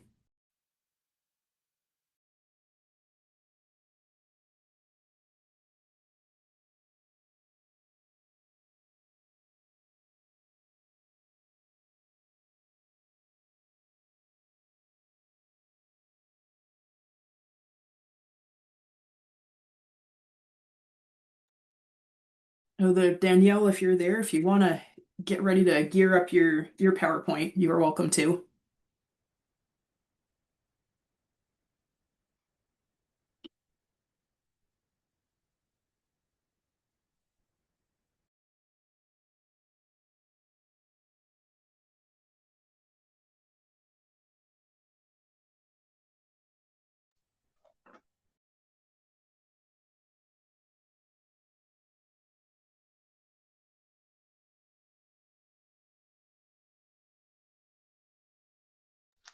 All right, Amanda, I'm gonna need your help. Just let me know if you're seeing. Okay, so it's I like see your screen, it's being and silly. now, yep, I Okay, see your perfect. presentation window, and Nope. Okay. oh, uh-oh. So something is up where I go to share and it shows me the right screen, but is not. Do you see like the swirly screen here? This swirly, and now you're dragging it over. Okay, perfect. Let's see. And now it works. Now it looks great. Perfect. Thank you. All Sorry I right. made you look at the screen before it was time. Oh, it's all good. All good. I had a good stretch, so thank you. All right. Well, welcome back, everybody. While people are coming back to the computer, oh, Jay has a comment, so please take a note and take a note of that in the chat. And also, I want to mention that you'll see, we have several federal agencies that are key partners in prescribed fire science and management, and they do wonderful work. And I want to extend a special thank you to everybody who's affiliated with the Forest Service and USDA for all your hard work and for keeping on mission through all these challenges and changes. Your work is important, and personally, as an outsider at the moment, I hope that everybody here will voice your support for great science that supports all the work that we do as prescribed fire practitioners. So with that, I'm going to turn it over to Danielle Shannon, who is going to bring it back a little closer to the on-site level as we think about how do we apply spatial tools, visual tools, visualization tools related to prescribed fire science through an adaptation lens. So we've been thinking a lot about on the temporal scale, a little bit more zoomed in on seasons and time, and we're going to tie it back to the longer range of climate and think about how do we adapt to what's coming. So without further ado, Danielle, take it away. All right. Thank you, Amanda. That was a really nice introduction and a very generous and much needed call out to all of our federal friends who are really going through it right now. So for all of you, we are with you. Okay, so today I am here to talk to you about a spatial tool that Amanda did a really wonderful job setting up, and I will go into more detail. The short and sweet of it is that it is called the Adaptation Workbook, and it's simply a planning tool designed to help folks like you or other land managers integrate climate change information directly into existing planning and really incorporate and think about that idea of adaptation and what it means uniquely to your site and in line with your goals. If you attended the session yesterday, you might have heard a little bit about this from my colleague Martha Sample, who spoke about the fire adaptation menu. So I'm not really going to go into a lot of detail on the fire menu because it's a really interesting standalone resource. That menu fits into this model, this planning process. But because she did such a good job talking about it, I'll let you return to that talk or even reach out to me and Martha if you have questions. And I'll focus really just on that planning process that it fits within. Okay, so I am part of a team of climate adaptation specialists and researchers from the Northern Institute of Applied Climate Science, otherwise called NIACS. We provide practical information, resources, and technical assistance related to climate change impacts and adaptation strategies, really more on the forest or forested wetland, non-forested ecosystem side of things. And much of our work centers on building that, bridging that gap between science and management and providing direct technical assistance to land managers and folks in that natural resource and stewardship field to help support their climate informed decision making. And we primarily work across the Midwest and the Northeast. Our organization has a really unique structure, but the bottom line is that we're led and funded by the U.S. Forest Service. We do have a steering committee that includes Indigenous, industry, and academic collaboration to help us sort of see all perspectives and to help us identify specific science and management needs in the field of climate and carbon. We're also the team behind a current USDA effort to bring all of this science and information to a much broader audience across the country called the USDA Climate Hubs. We're the ones behind the Northern Forest Climate Hub, and we sit, basically within this group doing many of the same things that we do at NIACS, but again, mainstreaming it to a much broader audience across the Midwest and Northeast. And we align really nicely with other groups that are thinking about agriculture so that we have this connected landscape perspective and set of tools for folks to use across, the whole realm of land management planning. I just want to give you a little sneak peek at what I'll talk about today. So I'll spend a little bit of time talking about adaptation and then get into the adaptation workbook tool itself. And by way of giving you a tour of the adaptation workbook, I will provide examples from the Northeast, which are, we have a few unique examples that are about prescribed fire, that have integrated climate adaptation considerations and are from the Northeast. So I think throughout the talk, Michael will help to put some links to those projects into the chat so you can follow up on your own afterwards. Okay, so when we think about a site and begin conceptualizing its potential from whatever stance we're in, thinking about future management, conservation, or maybe we're in the middle of something and we're faced with that, to reconcile with where am I, what is the potential of this place? We're often, using our mind to draw on an image of a desired future condition. And that might be a forest in your mind that is anywhere from the next 50 to 100 years away from current conditions. This is a really typical exercise, and it helps us to, outline our, provide a really clear goal for what we're striving to in our management, and helps to set our brains up to imagine that series of actions and strategies that we'll need to plan for in order to move the needle in that direction. We call this our business as usual approach in land management. But what's missing from this thought process in the short and long term are the, unpredictable effects of an unstable climate. The forest we have is already responding to and will continue to respond to the effects of a changing climate. And it will pull the forest in a new direction, in some cases away from the current trajectory that we're already on. And although we know the climate is changing through observations, we don't know how far it will shift things and how much change will occur in any particular place. So to accommodate this level of uncertainty, managers are sort of faced with this new reality of needing to consider the effects of a changing climate when approaching maybe a typical management, such as prescribed fire or silvicultural planning opportunities. So considering that larger potential of risk takes time, and we really do need to thoughtfully think through and even conceptualize how those impacts will play out on the landscape, very similar to some of the pyrosketchology ideas that we're thinking about today. I really just want to express that the time is now to begin making steps in your own planning to start doing this, because as we sort of move on in time, we have limited opportunities as the climate continues to shift and shrink our operating windows. So what I am talking about by asking you to go and do something is called adaptation. Adaptation is the adjustment of systems in response to climate change impacts. And we translate this concept into action by building upon sustainable management, conservation, and restoration strategies that are already in our toolboxes that we already use to accommodate stressors and changes. We're not talking about reinventing the wheel. I want to emphasize there is no one size fits all approach to adapting to a changing climate. It really is an iterative process and something that we have to continue to do over time in order to learn from and to reflect, to refine, and then adjust our strategies as needed.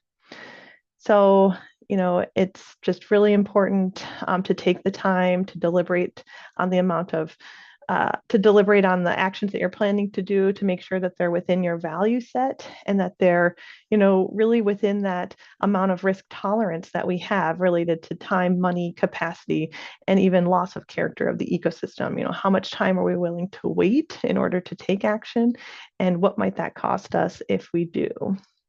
So, yeah. The big question that we do get asked is, what actions can I take to enhance the ability of the system to cope with these changes and still meet my management goals? And this is a really common question. We get this all the time.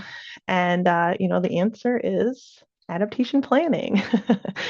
We define adaptation planning as when managers explicitly and intentionally identify an adaptation pathway that meets their goals and objectives. It's really our standard process. And what that means is taking the time to understand what it is that you're trying to do, what your values are, again, your risk tolerance, and begin integrating that best available data and information directly into planning. And what this does is helps you develop a robust plan that's unique to your situation, unique to your place, and helps you, get to where you're trying to get to. So one thing to say is that adaptation planning does not replace traditional management and management planning, but often will complement it. Adaptation planning it can feel really abstract and black box if you haven't already engaged in it.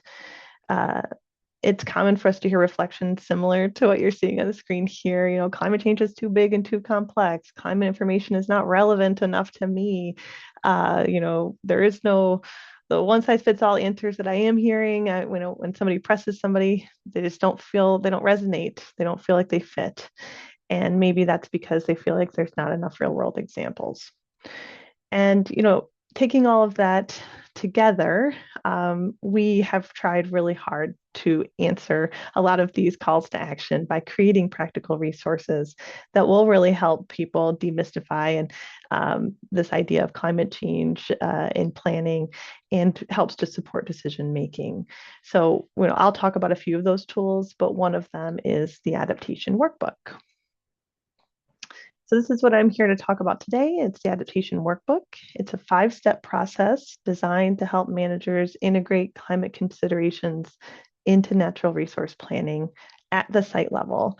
And that's an important piece, is that it's most effective at the site level, just based on the level of detail that we're already putting into those site level management plans. Each step is designed for custom inputs and completely relies on the planner's expert judgment and evaluation and knowledge of the place. When completed, the Adaptation Workbook will provide a really clear plan and project record that reflects, again, your unique goals and values for your place. It seems like a really interesting resource. You're like, ooh, I can't wait to open it and get all the answers.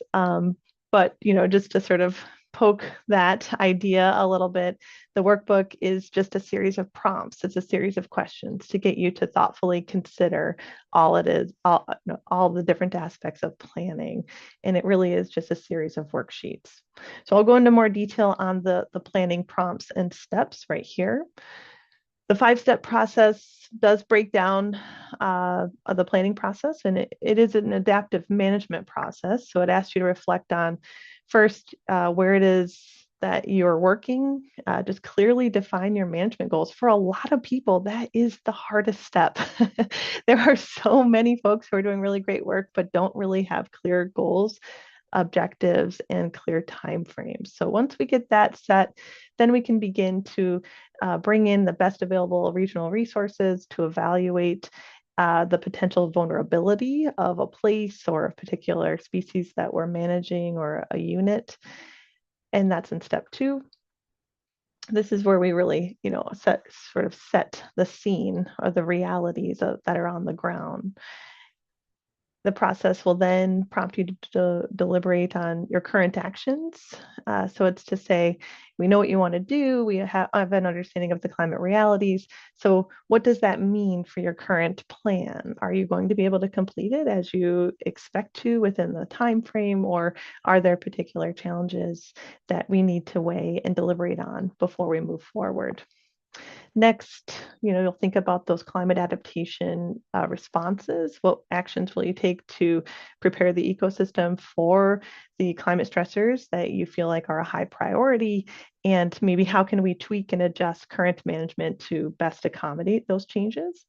And finally, it asks you to develop a clear and concise monitoring plan so that you can determine if your actions were effective over time. And all of this is to get you to go back through the cycle of thinking, because it is an iterative cycle. And we're asking you to go back and think about what you did, make sure you're refining over time. So yeah, the tool, it's really a framework for thinking and helping to, help planning, breaking down planning into little chunks. It's not a widget, it's not a tool. It's really just an opportunity for you to create a really clear plan. As mentioned, the tool is available in many different formats to be flexible for your planning needs. So available in PDF, Word, Excel, and then even an online platform, all designed with that intention to help organize your thoughts in that clear and concise manner. There are many benefits to using this tool. The first being, helping to evaluate existing planning efforts, to weigh those future benefits of your actions, and to articulate trade-offs of every action, as well as developing that practical monitoring criteria.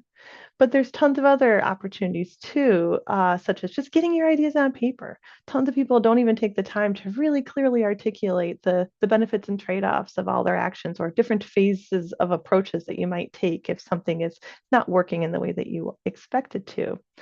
We found that using the workbook on this topic provides a really nice opportunity to bring folks together, especially when you're not really able to work together on a project. This is just a nice tool to get folks to coordinate. It's a nice time to get all of your thoughts together so that you have really, really short and sweet key messages to help explain to your funders or to your general public. And that as you're documenting all of these considerations, you're creating a really logical train of thought. And that logical train of thought can then be used to express the intentionality of your actions in lots of different ways. Again, public outreach, but maybe even through grant opportunities in order to gain additional funding to continue your efforts. Okay, so let's tour the 5-step adaptation workbook process. One of the questions that I had on a previous slide was to say there's not enough real world examples. Well, to answer that, we have been working continuously with land managers using the adaptation workbook for a long time. And part of that is to offer them the opportunity to share their story in this online platform. And we wanted to create as many real world examples as we could so that folks could see, how other people are doing it, could really demystify this idea of it being too hard and too big. And maybe sometimes people think you have to have a lot of funding in order to do this. So if you're curious about adaptation planning and this, people who have used the workbook, go to our website, check it out. We have at least over 500 projects. Not all of them are online. We have like thousands of interactions though. People are too shy to put their ideas online. But yeah, definitely go to the website and check it out. I think that you'll find some really cool examples that might resonate with you, including the ones that I'll talk about today from New England. Okay, so before we go into the process, one more time, it's a 5-step process, and I'll show you examples throughout the process from the different real world examples. So step 1 is, we're just setting the stage. We're not talking about climate change here. We're just asking key questions. Where are you working? What are your goals and objectives? What are your desired future conditions for this place? And if you are able to, maybe going into more detail about the different species and habitat goals that you have for different aspects of the site, just really laying the groundwork for your plan. As I mentioned, in this short run through, I'll draw on a few examples. I'm not going to go into a lot of detail because these are pretty comprehensive projects. So where I will show examples is really just to show you maybe low level of thinking, but I had to cut a lot out. So I would suggest going and checking these out if you can. The first example is from the White Mountain National Forest, and they had an overall goal of reducing wildfire risk while increasing that forest adaptive capacity using prescribed fire and timber harvesting. We have the Nature Conservancy Ossipee Pine Barrens, which has really good photos of fire. So that's kind of fun to check out. One of their big ideas here is to restore and maintain New Hampshire's last intact natural pitch pine scrub oak woodland. And finally, Neil is not here today, but he did a really awesome job of creating a demo on his most recent adaptation workbook plan for the Albany Pine Bush Preserve. He was in the online 8-week adaptation planning and practices training that we put on this winter, and he really loved it, and that's why I'm here today. So thanks, Neil. But also he did a really good job on his plan, so go and check that out. So what we're seeing here is, projects that have varying goals from reducing wildfire risk to promoting and maintaining those rare ecosystems and habitats. An example of what this might look like as far as a worksheet goes, we know that every good plan starts with clearly defined goals and time-bound objectives. And so this step is asking folks to really describe what that looks like in their particular case. Each of the case study examples had multiple goals and related objectives, which is not uncommon. Although silvicultural related objectives may be similar, we all need to understand that no two sites will be managed in the same way. And that's really reflected in the diverse goals and objectives featured in these case studies. So each site had a goal to improve stand vigor, enhance species diversity, promote forest health. But what I'm showing here are just 2 unique goals related to managing rare habitats and preparing the site for current and future pest damage. Again, we've got clearly defined goal and then really specific objectives that are time bound. This helps us understand, what is our operating window, especially given some constraints that might be brought about through a changing climate. On step 2, this is where we start to deliberate the potential vulnerability of our site to changing conditions.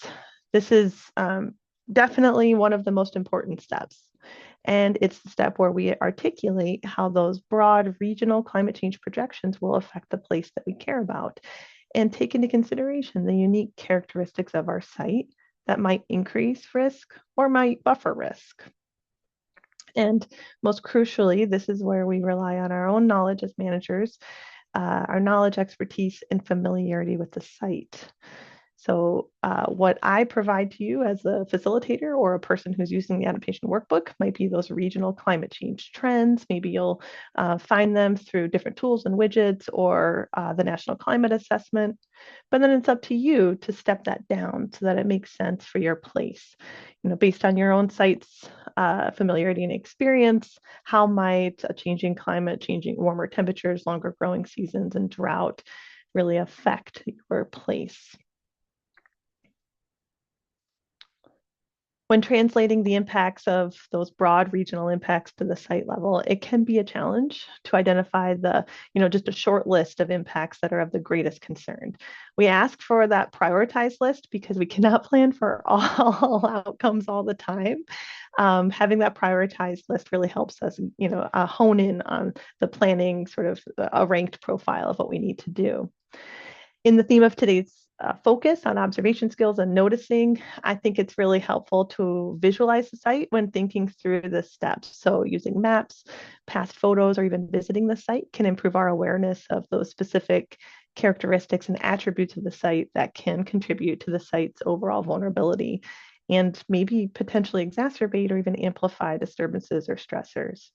So, if you have a particularly challenging site due to slope, soils, or current pests and pathogens, then we can imagine that the amplification of, a longer growing season, increased drought, maybe susceptibility of uncontrolled wildfire could be a concern at your place based on your experience and understanding of the site. So dialing in on these details really does provide a clear understanding of the place in its current form and maybe in the future, and helps us develop a more robust plan in order to reduce risks over time. So now in step 3 of the 5-step process, we are in a place where we have, throughout the process, we've documented where we are, what we're trying to do.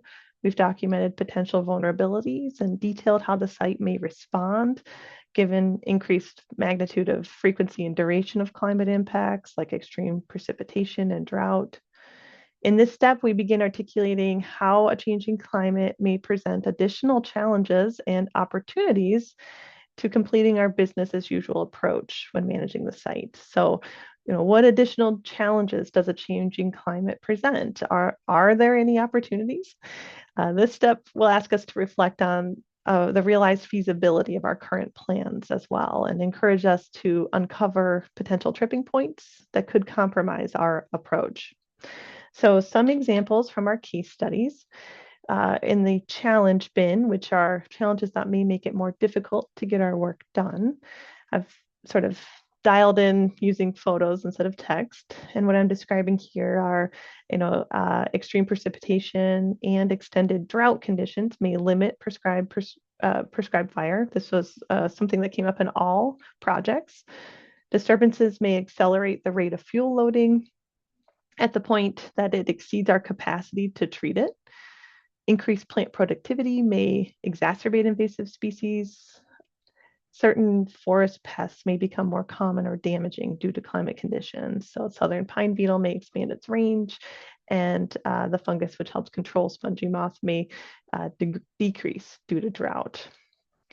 So next, if we ask if there's any silver lining opportunities from a changing climate that may enhance or provide some positivity to the work that we're trying to do, most projects listed increased public awareness of rising wildfire risk with climate change may actually help to bolster public support for prescribed fire treatments.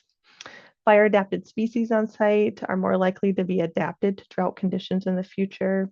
And longer growing seasons and shorter winters may expand prescribed fire opportunities and increase our annual burn area, helping us reach our goal while also maintaining lower fuel loads over time. So it could actually be, there could be many more opportunities for the prescribed fire world than other aspects of forest management. Lastly, and for the purposes of this talk, I'll stop at step 4. We get to start thinking about ways that we can respond to these climate stressors in our planning. Here I'm showing a selective set of approaches from that fire adaptation menu, which Martha presented on day 1, and a few of the unique adaptation actions that folks came up with. And this is really just a snapshot. There's a ton of really unique adaptation tactics that each project came up with, related to wildlife habitat conservation, recreation, infrastructure, and forest health. The tactics may not be something new. So you might be looking at these and be like, well, these aren't really new ideas. And it's like, oh yeah, we're not talking about new ideas. We're talking about ideas that will intentionally help us meet the challenge of a changing climate. So, as the planner is going through this process, they really do need to conceptualize, is that action that I typically take going to meet this challenge that's ahead? And is the timing and frequency and magnitude of, that tactic that I would normally do, does it need to change its intensity or timing of the year? All of that comes into play when we're thinking about our actions and maybe even making some small tweaks to what we were already planning. As the planner is going through this process, oftentimes they're conceptualizing a much larger cone of risk and weighing those benefits and trade-offs of each action in order to really select those that are the most robust given plausible changes in future climate, and those that will likely have the greatest impact at our site. So definitely go and check out all of these demos for more information. In closing, I grabbed this slide from Martha. I thought it was pretty cool. We know that using fire can help to facilitate ecosystem adaptation. However, the changes brought about by a changing climate can change conditions and make it harder to use beneficial fire, and may change the feasibility of prescribed fire in traditional timeframes, like changing burn windows. So considering how changing conditions may present additional challenges that affect our plan is an exercise that enables us to be more clear-eyed about impacts and risks, and will ultimately support and boost more creativity when we're looking for solutions that help us meet our goals while taking in this larger cone of risk into the future. So in closing, whether you use the adaptation workbook or not, consider climate vulnerability in your planning in one way or another. By considering climate change in your planning, you will increase the effectiveness of your planned actions and help to sustain that ecosystem over time, just by the mere fact of thinking about a greater cone of risk, thinking through those aspects in a way that you might not traditionally do so. Adapting to this change, puts us in a proactive position rather than a reactive position. But in the end, we can't do all of the actions that we want to. So the actions that we choose to take on, they must reflect our values and be within our own risk tolerances. I'll say it again, there's no one size fits all solution to adapting to climate change, or you really have to find solutions that work for you. And if nothing else, find other people who are thinking about this and start to become in community with them and compare notes and motivate each other to continue this iterative process of thinking through and conceptualizing change in your place. Taking those actions now will really only help us into the future. So if you are interested in this tool and you would like to take a training with me or do a direct consultation, work through a management plan of your own, please be in touch. We don't have it advertised right now, but we will be advertising our free 8-week online adaptation planning course that Neil took pretty soon. It'll happen beginning in the end of January. So if you're interested, email me and I'll put you on a list and then email you when our registration opens up. And that's all I've got for now. Thank you. That is fabulous, Danielle. Thank you so, so much. Bravo. Virtual applause from everybody present. Really appreciate it. So I encourage everybody out there to type your questions for Danielle into the chat. And notice that between Michael and myself, we covered as many of those links as possible to share some of the wonderful resources that you put together, Danielle. I want to kick us off. I had a question. It's too bad Neil's not here. He's at a prescribed fire council meeting, so perfect excuse. So I'm wondering when Albany Pine Bush was going through their workbook exercise, did Neil describe their recent reevaluation of burn parameters and any ties to climate trends? Ooh, he did. His actually, we went into a lot of different details on his project, but I would say Neil did a really good job of thoughtfully thinking about the presentation of this final adaptation plan in concert with how his organization was moving through the planning process. So when we were moving through our online adaptation planning and practices training, the last thing that we do is create a presentation that's supposed to boil down your whole adaptation plan. And he took it as an opportunity to develop a plan that he could share with the folks at Albany Pine Bush and walk them through deliberately ways, to connect their current planning goals with what he's thinking about doing here, to just show them that these are going to be working in concert and they are going to be complementary. which I thought was a really cool exercise that he took on his own. But Nice. I can't really recall without Neil being here some of those specifics. Yeah. Well, so it sounds like he used this the adaptation workbook as a communication tool within Yes. his own agency, and Albany Pine Bush has exemplary external communications as well. So I imagine some of that messaging might have been shared. Did you guys talk about that at all? Yeah, and he spent a lot of time curating messages, making sure that he was being super thoughtful about the process. I'm sure he would share his adaptation workbook with anyone who was interested.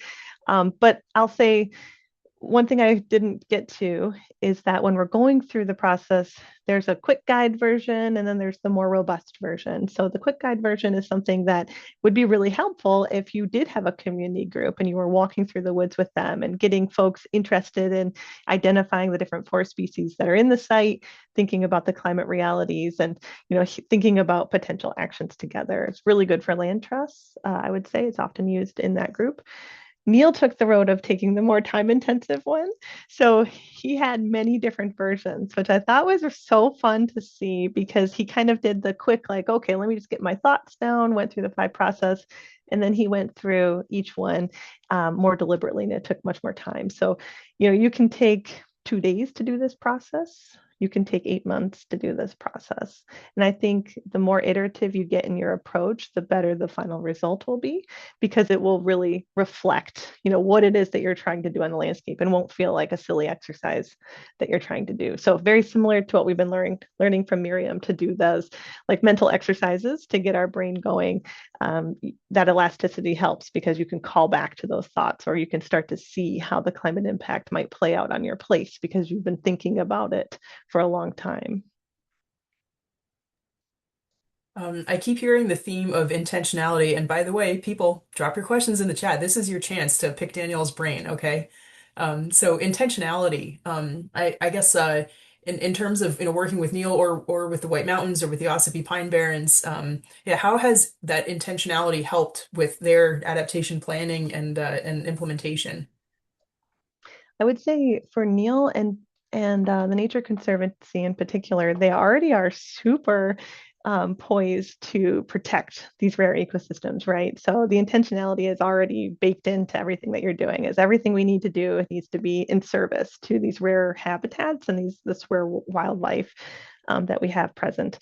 And they're, speaking with Neil in particular, it's been really fun to hear how much he truly values so many different aspects of the ecosystem and feels like it's a gift that he's part of this whole story.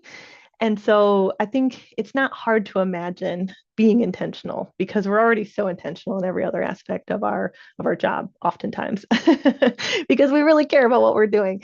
So when it comes to the intentionality of climate change, it's more about thinking what, I should say you have to be especially intentional when you're faced with the possibility that your current planning may not be as feasible as you had originally conceived. That's when you may have to take a step that's outside of the ordinary, outside of the norm, in order to say we need to do things a little bit differently if we want, if we want to be part of this thing that we say that we're part of, as far as continuing our value set or helping to manage a certain ecosystem in a particular way. So I think that's when the rubber hits the road about intentionality, is really doing the work to make sure that the work that you already think that you're doing is going to be successful into the future. Yeah, Not sure if I so answered that. I kind of went on a tangent, but yeah, no, that's great.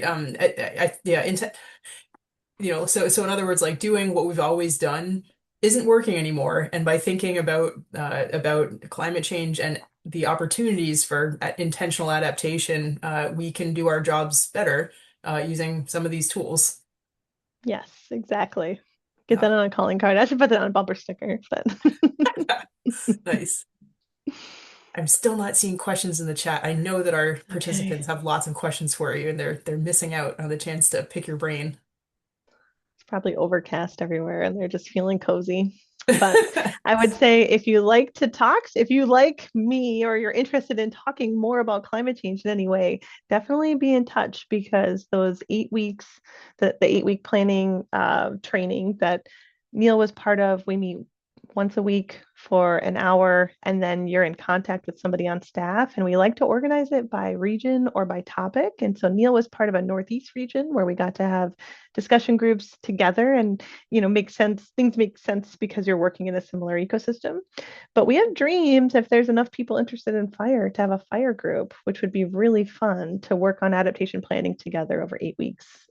So Thank you. And now we have a couple of questions in the chat. So Dan asks, he says, thank you for sharing the links with the examples. Do you see any common actions entities are taking as it relates to increasing CO2 and vegetation abundance or response, or is it too region specific?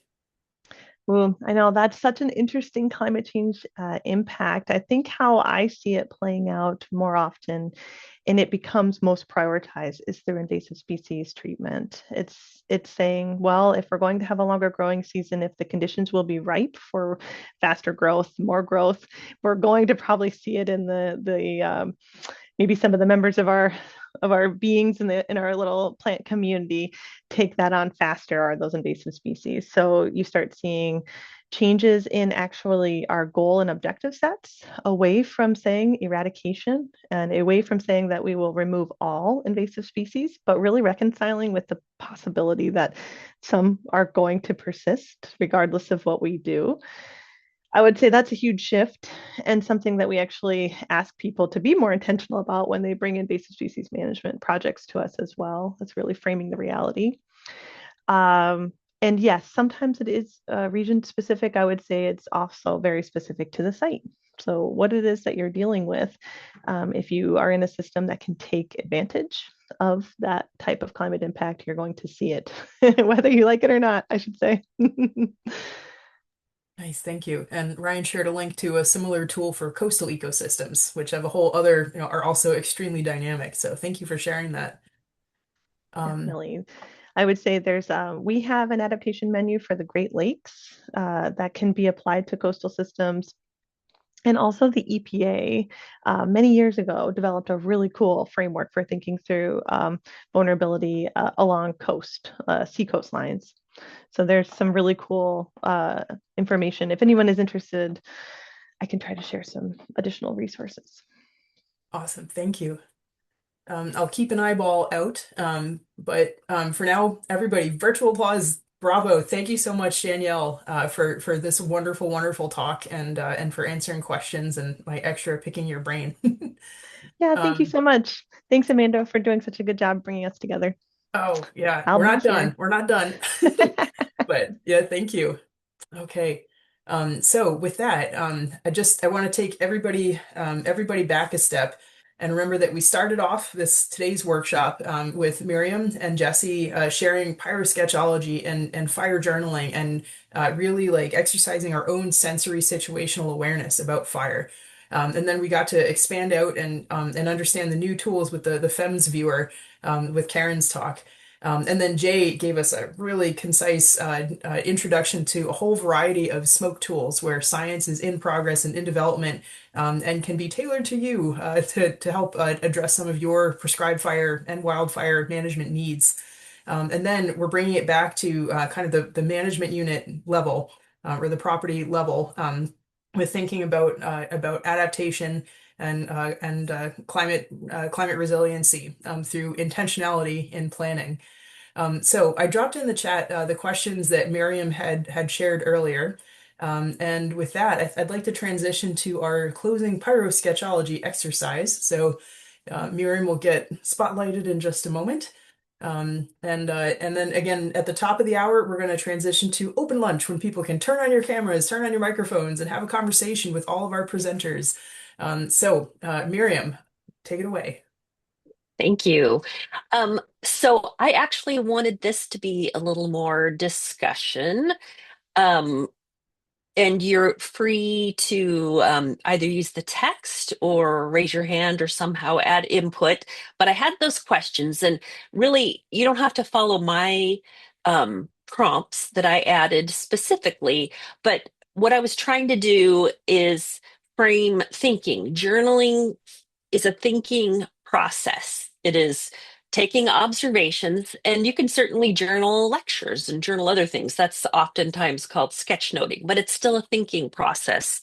And so, what I was just hoping to do is bring those conversations back around. And I wrote down some notes on how I sort of thought about trying to take all that data and science that we learned about those tools and how I would sort of think about it. And I can either talk through some of those of what I came up with, or we can see if anybody wants to raise their hand or add something to chat. Do you have any thoughts there, Amanda, on whether I should just kind of start with some of my thoughts, or if maybe if somebody, because I feel like when it's virtual, you don't have that personal one-on-one interaction or group interactions. And I know we have the later break, but this Yeah. was going to be a little more guided thought process. I might actually call on our other presenters. So, Jay, Karen, Jesse, if you want to come on camera and kind of share, now that we've been through this journey together and putting on this wonderful workshop for everybody, how are you thinking about fire observations and planning, differently as a result of today's workshop? So be brave, turn on your cameras, and we'll start there. And again, if people want to add your thoughts in the chat, sometimes it takes people a few moments to start jotting them down. I And see Jesse has come on camera. and I can start if people want, unless Jesse, if you have something that, because I didn't want to just keep talking. So if you have something, but if nobody's talking, I do have input. Go ahead, Jesse. Okay, I have just a quick reflection connecting the last presentation from Danielle. I think that in connecting that to the journaling exercise, we talked a lot about journaling what you are experiencing, and something that's really incredible about Miriam's work is being able to translate an experience through your sensory observations into something tangible. I think another thing that can lead to in journaling is future visioning. Like, what do you want a place to look like? In a lot of cases, when we're talking about like prescribed fire management outcomes, like the conditions that we want to see aren't actually visible out on the landscape right now. And so it's kind of cool to use journaling as a tool to envision those future conditions. So I'm almost wondering, Danielle, if that's a way that, or if that's kind of a mechanism for thinking about the future that could be incorporated into those, those like workshop prompts. Yeah. Anyways, just a reflection on that quick connection. Absolutely. And there's actually guidance from the University of Wisconsin Extension, who have a forest resilience toolkit for landowners, is to go into the field and to draw your site, and then to start imagining, overlaying that climate context of, especially high frequency or high intensity storms, sort of imagining how that might play out. And that's just for the landowner, not necessarily an expert in this field. So when we're working through it, I've been through the woods, and I like to, I like to go back to the same woods often, and especially after like an intense rainstorm or during snow melt or something. And it's fun to imagine, is the water pooling where I predicted it would be pooling? Or, where you're seeing dry areas, you may, imagine like, oh, during a drought, I bet that area is going to look a little differently than that area. And then you can go out and sort of proof of concept it. So I think even in the short term, it doesn't need to be 100 years from now, but just playing out like what areas of my site might be more sensitive or might buffer some of those changes in climate, and then proofing it, yourself. I think could be a fun exercise if you're drawing it out. The wet spots, the dry spots, particular problem areas that could occur. Very, very cool. Jay, I see you bravely turned on your camera. Do you want to jump in the conversation too? Oh, ever brave, I guess. So, one of the things that I was thinking about in our pre-discussions about what Miriam does and in her presentation today that intersects with how I view my work and how it affects fire and practitioners and users. And it kind of goes back to the maxim that all models are wrong, but some models are useful. And there's no such thing as a perfect tool that will predict everything that will matter to you. It doesn't exist. So we're doing the best we can with imperfect tools. There's also no such thing as a perfect observation that measures everything or even observes or in any way detects everything that can matter to you. But the intersection between journaling, the journaling concept, and even where your head is, I think can provide some real insight into how you interpret models and outputs and tools. I don't want to just speak to models, but all tools going forward in an imperfect, complex environment. And the idea of, oh, that model, it's always that, or that tool, it always gives me bogus information, or I think that tool's really helpful because it helped me on this particular fire back in that day, when there's always some potential for confirmation bias and that sort of thing. It was really useful on that fire, therefore it's a useful tool, isn't necessarily the right answer at all times, because you remember when it worked and you might fuzz out the times when it didn't work, and you kind of incorporate that into your thinking. And the idea of journaling and having a record for what you were thinking can be a powerful tool in helping to, if not, you can never eliminate confirmation bias, or the idea we're humans. We tell stories to each other about how things work. That's how we function, and that's an important part of how we function. That's how we convey information. But trying to know when our stories are misleading us into thinking something is either more or less useful than it actually is an important part of doing better. And interpreting science. Science is a way of telling a story.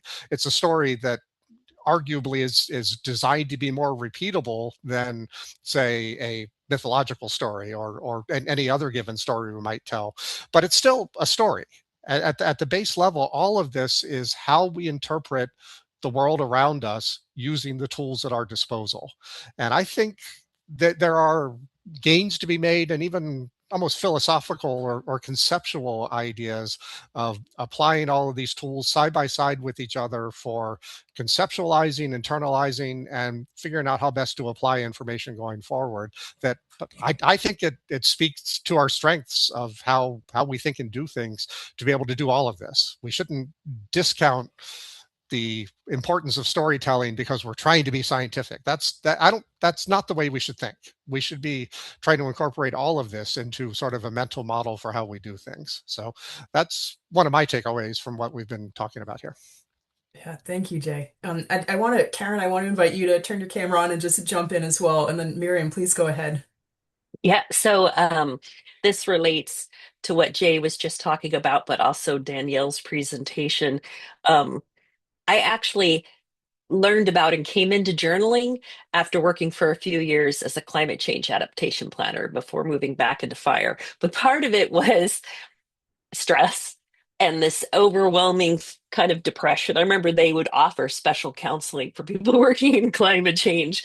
But journaling can be so meditative and just kind of help you connect and ground yourself. But now that I've been practicing it for so long, and one of the things I mentioned is that um, having to identify everything, to name everything, to know everything can diminish your observation skills of being present, of noticing and grounding in that, whether you're talking climate change or anything else, of that grounding of just notice. Don't have assumptions. You can tie back to that and keep looping back to it is very, very helpful to then make connections. But first and foremost, be present with whatever's happening, whatever's going on. And then I wanted to mention that you showed the slide of the place where observations are connected are the site characteristics. And one thing I have found that in trying to teach about journaling and these sorts of things, the discussion of which data is important or useful at what scale, both the spatial and temporal, that sometimes it helps to describe that or give examples walking through. And climate change is one of those that I believe does require a little teasing out of, okay, I'm observing slope or I'm observing soil. um, how is that different from my other observations, or what am I using for comparisons? But teasing that out a little bit can be very helpful to think about how and when I'm comparing what data, and how to connect that to observations, that sort of thing I have found very helpful too. tease that out on what data helps at what scales for change, and just even um, giving visual examples of how to see change. So I have in my original Pyrosketchology, even though it isn't specific to fire, I have a page on just looking at things that can be plant stress. So visuals and examples of this is foliage indicators of tree stress and injury.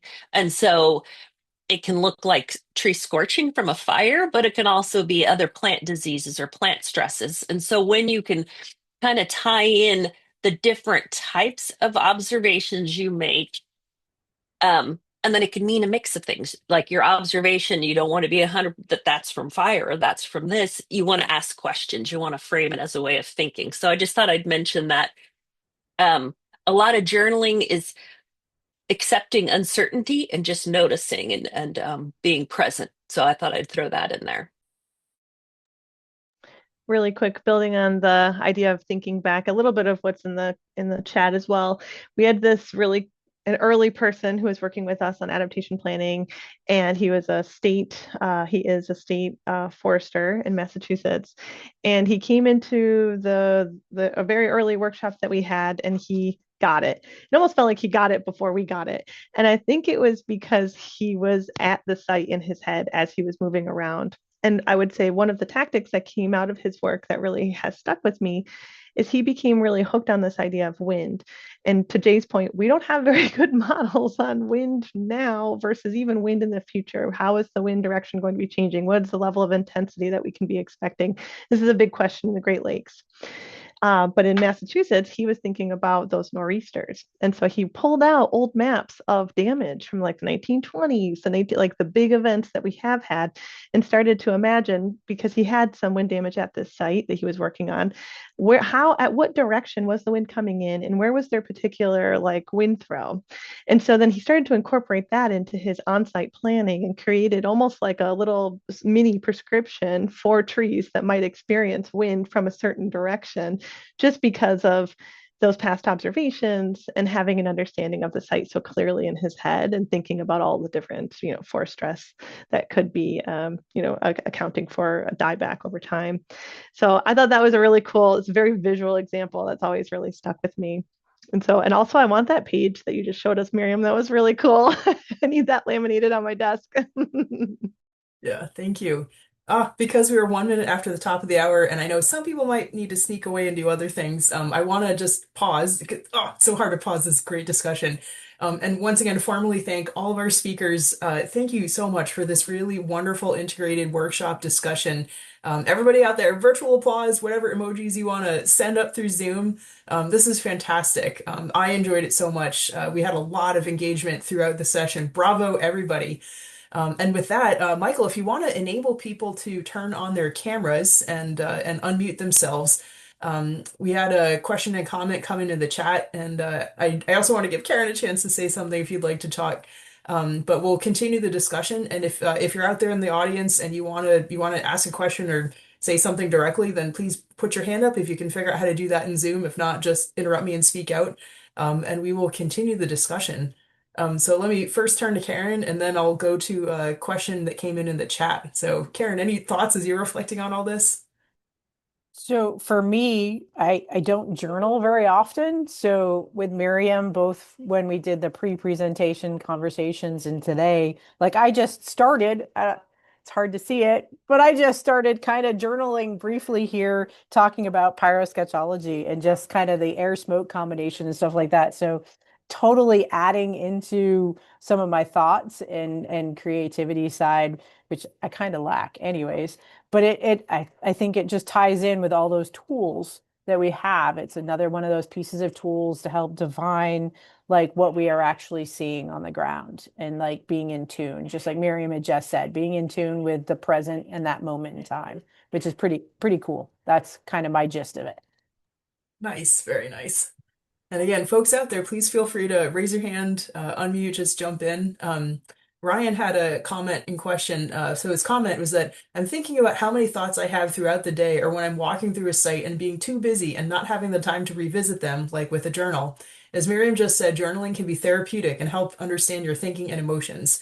And then a question that he had, also curious what the speakers think about the use of recording videos or audio during a site survey, speaking out observations, sound, etc., as a tool to them to revisit, for journaling or sketching. I'd like to respond to that too. Oh, um, so yeah, uh, I think video and sound recordings are super useful. I have several that record 24 hours a day, like bird and other animal kind of sounds. And my husband puts out a recorder at night when we're in cool camping spots. But that's great. I guess there's a difference between documentation, and I would consider that a documentation reference. And then you should use that. You need to journal that in some way. You don't have to do it all while you're out there. So, yes, if you take photos, if you take videos, that is an additional resource to use. It's not quite the same as keying in when you're out there, but I walk my dogs and I don't have time to stop and journal, but there may be things I see, so I'll capture a photo or a video or that kind of stuff, and then I'll go back quickly or later that day and think through that. The process of writing down or visualizing is a way of bringing it into your brain, to remembering it, processing it. So those are super, super useful. They can pick up things you don't always notice, but you need to process that, and journaling helps you process it. So I think the videos and recordings are great. And now I'll push back over to Danielle or whoever else wanted to respond. No, I think it's a great question, and I have a hard time being, as Miriam, you've been asking us to be more intentional, be grounded, be present. I think we all have a hard time all the time, given all of the distractions. So it's just a really good exercise in mindfulness.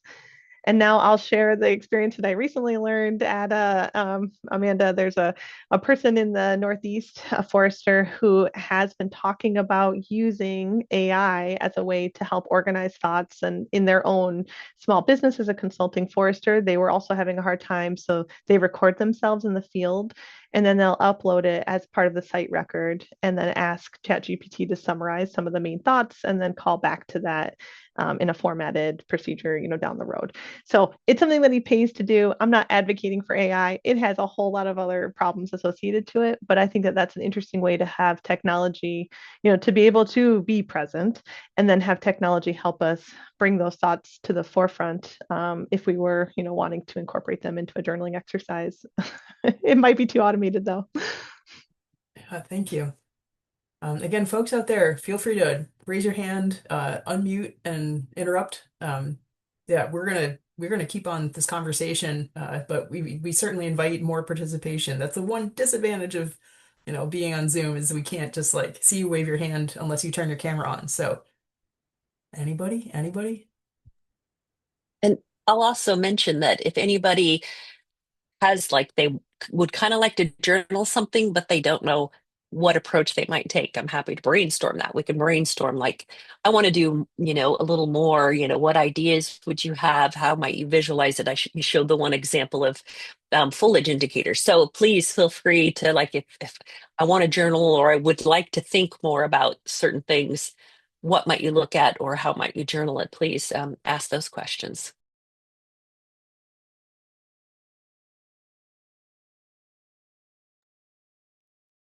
Thoughts from other folks? And again, questions from anybody out there? Please feel free to unmute. Everybody's so brave sharing your sensory experiences at the very beginning of this workshop.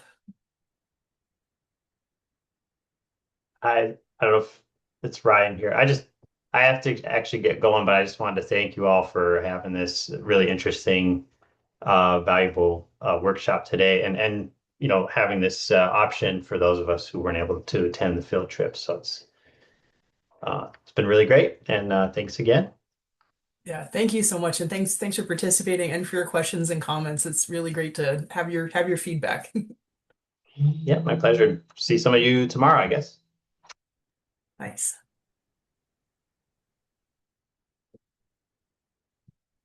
Other folks, welcome to chime in. Welcome to share your thoughts, questions, comments.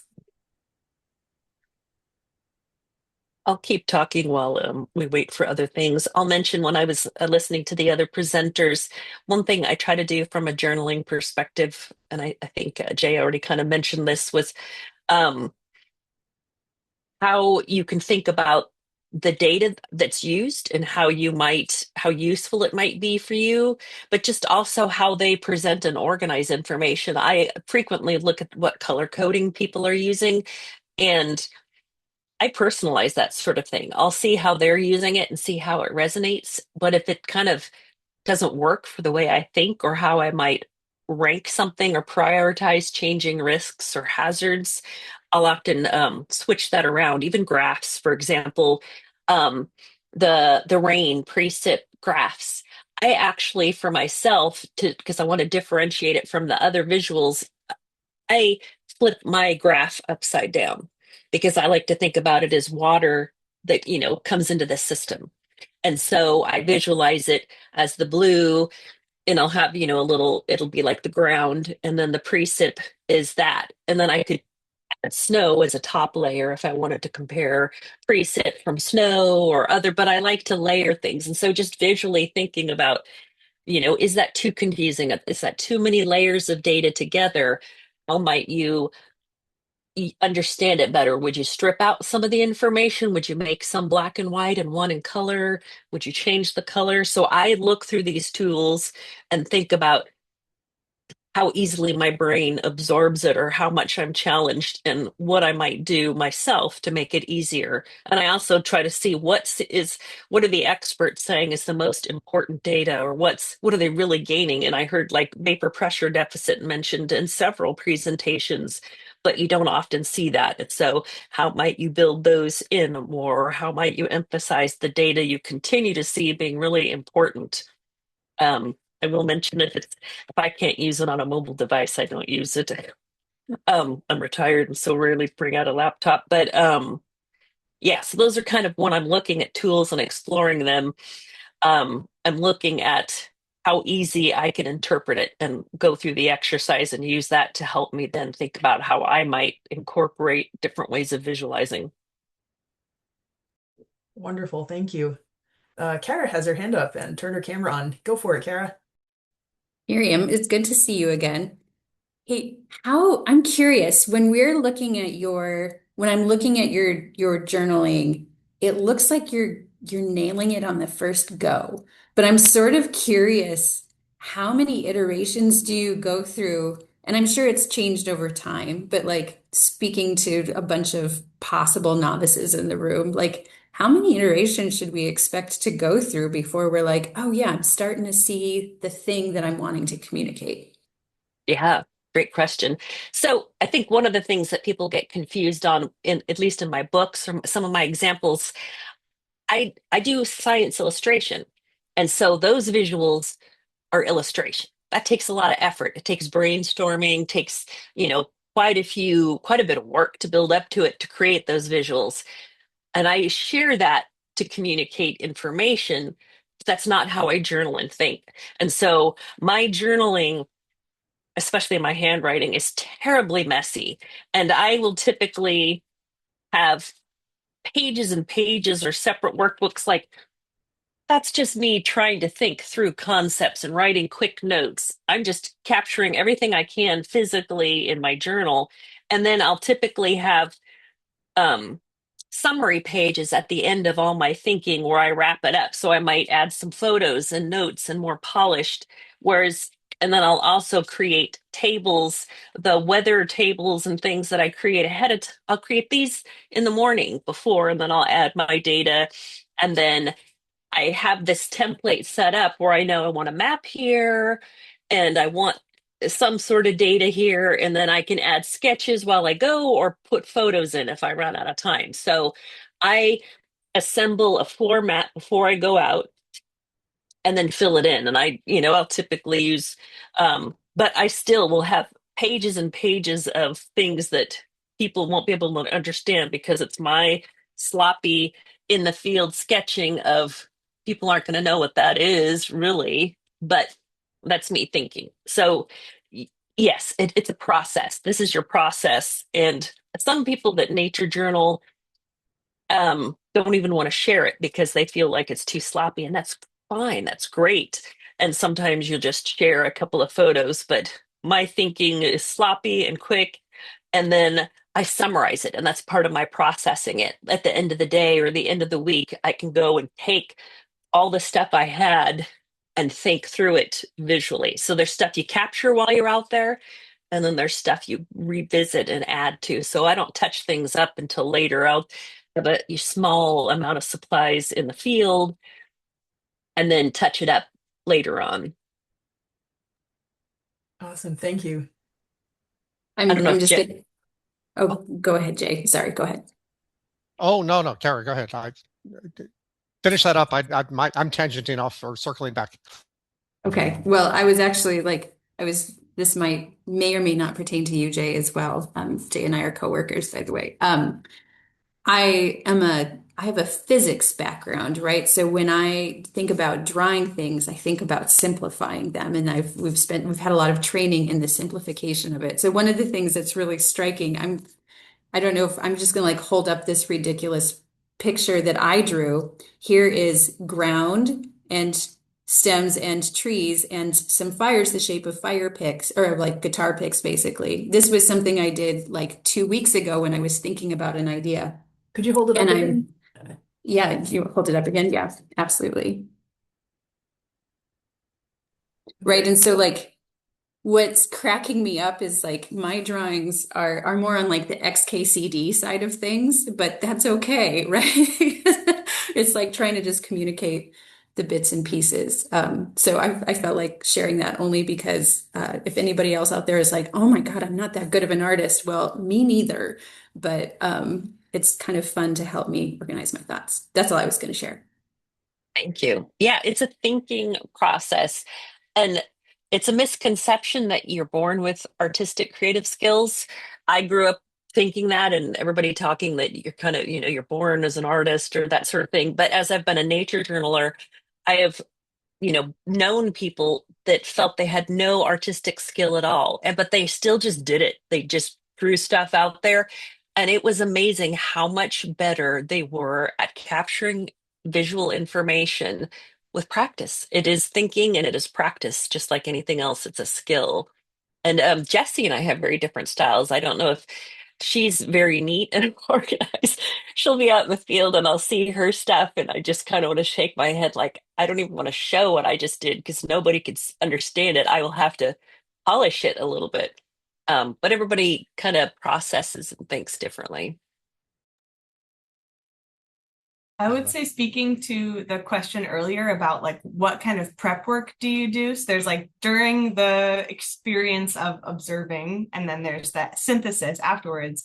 But I think the prep time beforehand, even if it's just sketching out the charts of where you're going to be taking some data, or deciding, like Miriam, you said, where you're going to put the map, or even writing out what the forecast is instead of just reading it off a piece of paper, like it's an opportunity to prep yourself to remember to observe in a way that is really helpful, and I think sets you up for success more than just arriving day of and then trying to observe things that you aren't necessarily expecting to. Very cool. Oh, Jay, did you want to jump in with a comment? I had another circle back after that. I was going to circle back, but I don't want to jump in front of you. No, I'm circling back as well, so you can circle Okay. first. All right. So the first smaller circle, or maybe the first circle, is back to the vapor pressure deficit that Miriam mentioned, and Kara kind of touched on it. Vapor pressure deficit is a simpler number for assessing moisture than relative humidity is. And to sort of bring in a musical analogy, to understand relative humidity, you have to think of it as a chord. Relative humidity, that the percentage of relative humidity is a number, but you also need to think about what the temperature is to know what that really means. 20% relative humidity when it's 100 degrees means something very different than it does when it's 50 degrees compared to 30 degrees. So you need to have two thoughts in your mind. Vapor pressure deficit synthesizes those into a single number. So it's just a single progression of numbers. And that's really useful for tools and that sort of thing. But there's an argument to be made that relative humidity lands better with people because our brains don't necessarily work like tools do. Our brains, a chord might tell us more than a single number. And that concept, I think, underpins a lot of what Miriam is saying about how we process information and what solidifies that information in our minds and even allows us to communicate it either through a journaling process or a storytelling, whatever means of communication you want to talk about. And so that's part of what I'm thinking, and it kind of pains me as a scientist to say, you know what, relative humidity might have value that way, because I've been arguing career arc argument that that's not the number we should be using, and from a physical standpoint, it really isn't. But from a communication standpoint, there are arguments to be made that that's what lands with people because we're so used to interpreting relative humidity. Should we take that away? Maybe not. But if we want to say what number should we stick into a model to get a clearer answer out of it, relative humidity should have been out the door years ago. And that's so, you know, there's a balance and a there's conflict there, but it's not useless conflict. It's useful to talk about that. Yeah, I think that's where knowing your thought process and your journaling observations. I actually, when I first started trying to journal fire, I used everything in fire, ERC, burn index. So I was trying all of that. And none of those combined synthesized data worked for me to connect to how I might feel or connect. And I think just because the weather forecast always has relative, it's just out there all of the time. And dew point and that sort of thing, people are just familiar with, and it's simple. It's simpler than something like that, than the vapor pressure deficit. But even though one's more accurate from a data perspective, you're kind of using them differently to think about what connects me. And so I tease apart sometimes the data to what I feel just resonates to me physically versus is the most accurate. And I wanted to show one thing that I like to do. I love to use indicator species. Um, and a chart I had in my new book, I tied. So I'm sure most people that are familiar with it know that phenology is tied very closely to vapor pressure deficit and growing degree days, as well as other plant stress. But so even creating a little chart where I have, I don't know if this is backwards or how you're viewing it. I have this like a seasonal chart across the top. I have the kind of the average, the trending VPD numbers. And then I have the indicators of leaf buds or when you might with those VPD. And so now you can tie to definitely more tangible observations. Those things are highly influenced by that, but you don't have to think about the number as much as thinking about those indicator observations. So sometimes maybe just realizing, do I even have to have the data? Maybe there's something else that's an observation that is super tightly linked to that, but I don't have to reference that for my observations. That is so cool. Kara came back on camera, and while we're getting Kara spotlighted again, I can't help it as a musician. I need to just here's your vapor pressure deficit.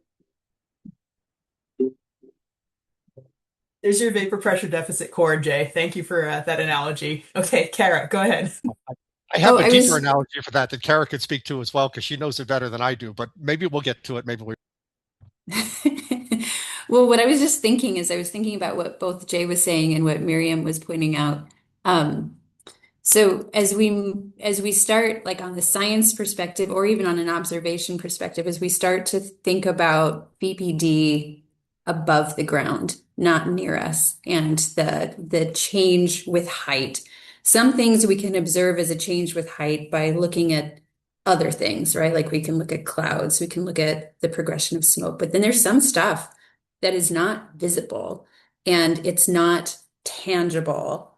And so like trying to communicate those pieces gets really messy. I'm even thinking as you were talking about the part of a flame that's not visible, right? We see the parts of the flame that are visible that have glowing soot in them, but there's a whole bunch of that flame that's invisible. It's a lot of really hot gases that maybe if you got it just right, you could see some shimmer or some funny shadows on the ground. And they would definitely cause harm if they came in contact with something living, but it would be very difficult to draw them or visualize them. So I'm thinking about some of the some potential challenges and fun activities in the future for trying to capture that. So again, using all of your senses. Yeah. Vision, we're overly dependent. So it could be heat, how close can you stand? Obviously, using a smaller scale type of flames, um, different colors or gaps in colors, gaps in what you see where there might be invisible parts, but just trying to link in your senses and even just knowing. And part of your journaling could be, you know, ask because you should ask a lot of questions. You don't have to know everything. So, what am I not seeing because I can't see or hear certain things? Noting that and recognizing those things helps you integrate it. So, just having those questions, if there are things we don't experience with our senses, but they're there, you know, tools can help us. Maybe other species are more sensitive to certain things. So, yeah, finding other sensory or accepting we don't know and mentioning the unknowns. Awesome. I'm loving this discussion. I also want to hear a little bit more from Karen and Danielle. So I wonder if we could spin back to sort of like that bigger spatial scale and thinking about, like between Karen and Danielle and what you've learned from each other. Do you have thoughts on how the tools that you presented might integrate, as we think about climate adaptation planning on different spatial scales? For me, when we're working at different spatial scales, number one, it's really fun because you get to bring in more people into your conversations because you're no longer thinking about your one singular place. You're thinking about a landscape. So you get to meet, especially with some examples that we've done in New Hampshire, we've brought together people in a community of practice, really, different landowners who have large land holding, and you get to learn what are your goals, what are your objectives, what are your timeframes, what actions are you already taking in order to see, to literally visualize the mosaic of the landscape that maybe you're unable to see just due to a geographic, topographic map or something. You get to see the variation because they're sharing their stories about their land as well. And we use that as part of the adaptation planning process to say, well, we might not be able to get to specific actions as a group here, but can we come up with agreed upon strategies that maybe we'll all try to deploy in our own way? Because a strategy is the highest level, but then as you get closer to tactic, the tactic could be really unique.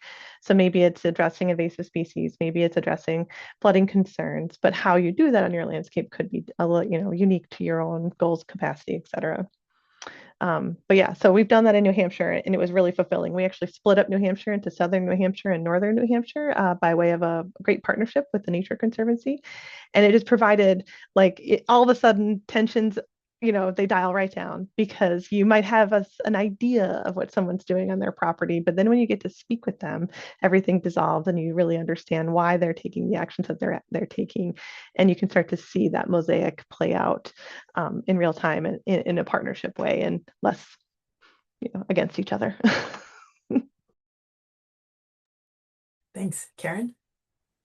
So I was just kind of thinking of this, and it's kind of hard because I'm very data driven. I never wanted to ever call myself somebody like a statistician or a person that's looking at all this data, but pulling this like the bigger picture for a region, for all of us, being able to view it, especially using the FEMS data viewer, is just being able to see the bigger picture that I can associate like southern New Hampshire with northern Massachusetts in that data and being able to really visualize it and then wrapping that all together. Like my sketchbook is now has handwriting in it and notes so I can summarize later, but it's like that ability to draw that into that journaling process. So like that's kind of my whole like view for today. It's all new to me with all the different pieces that people have presented. So just trying to pull that all together. Can I just add quickly to Karen's thing? Um, I have a lot of cheats for the drawing stuff because if you're trying to think and be quick and summarize, I have stencils for all the state maps or just the whole US. And so for that kind of mapping, I'll quickly grab my stencils, even I might stencil something before I go out and then I can add stuff in there. But for summarizing, if you're not comfortable trying to do all the fine lines of creating all the map boundaries, there are so many tools to make it easy. So I just mentioned there are easy tools for that. Awesome. Michael has dropped into the chat a link to the workshop survey for today. And again, your feedback is helpful. Oh, and there's a QR code. Look at that, magic. I want to give a shout out to Michael. Thank you so much for managing all the Zoom tech behind the scenes and helping this appear to run seamlessly. Knock on wood, this was this is fantastic tech-wise. We sure appreciate you. Yeah, with just a minute to go, everybody, thank you so much for being part of this wonderful panel today. Thanks for your contributions to the Northeast Midwest Prescribed Fire Science and Management Workshop, and really elevating our perspectives on spatial, temporal, sensory scales of interacting with fire. Um, Everybody, yeah, have a wonderful rest of your day. Hope you have some time to journal and process and think about how you feel after taking in all this great information. And day 3 kicks off at 9 a.m. Eastern time. So before we stop recording, virtual round of applause. Bravo, bravo, bravo to all of our speakers. Thank you so, so much. This is really wonderful. Hooray!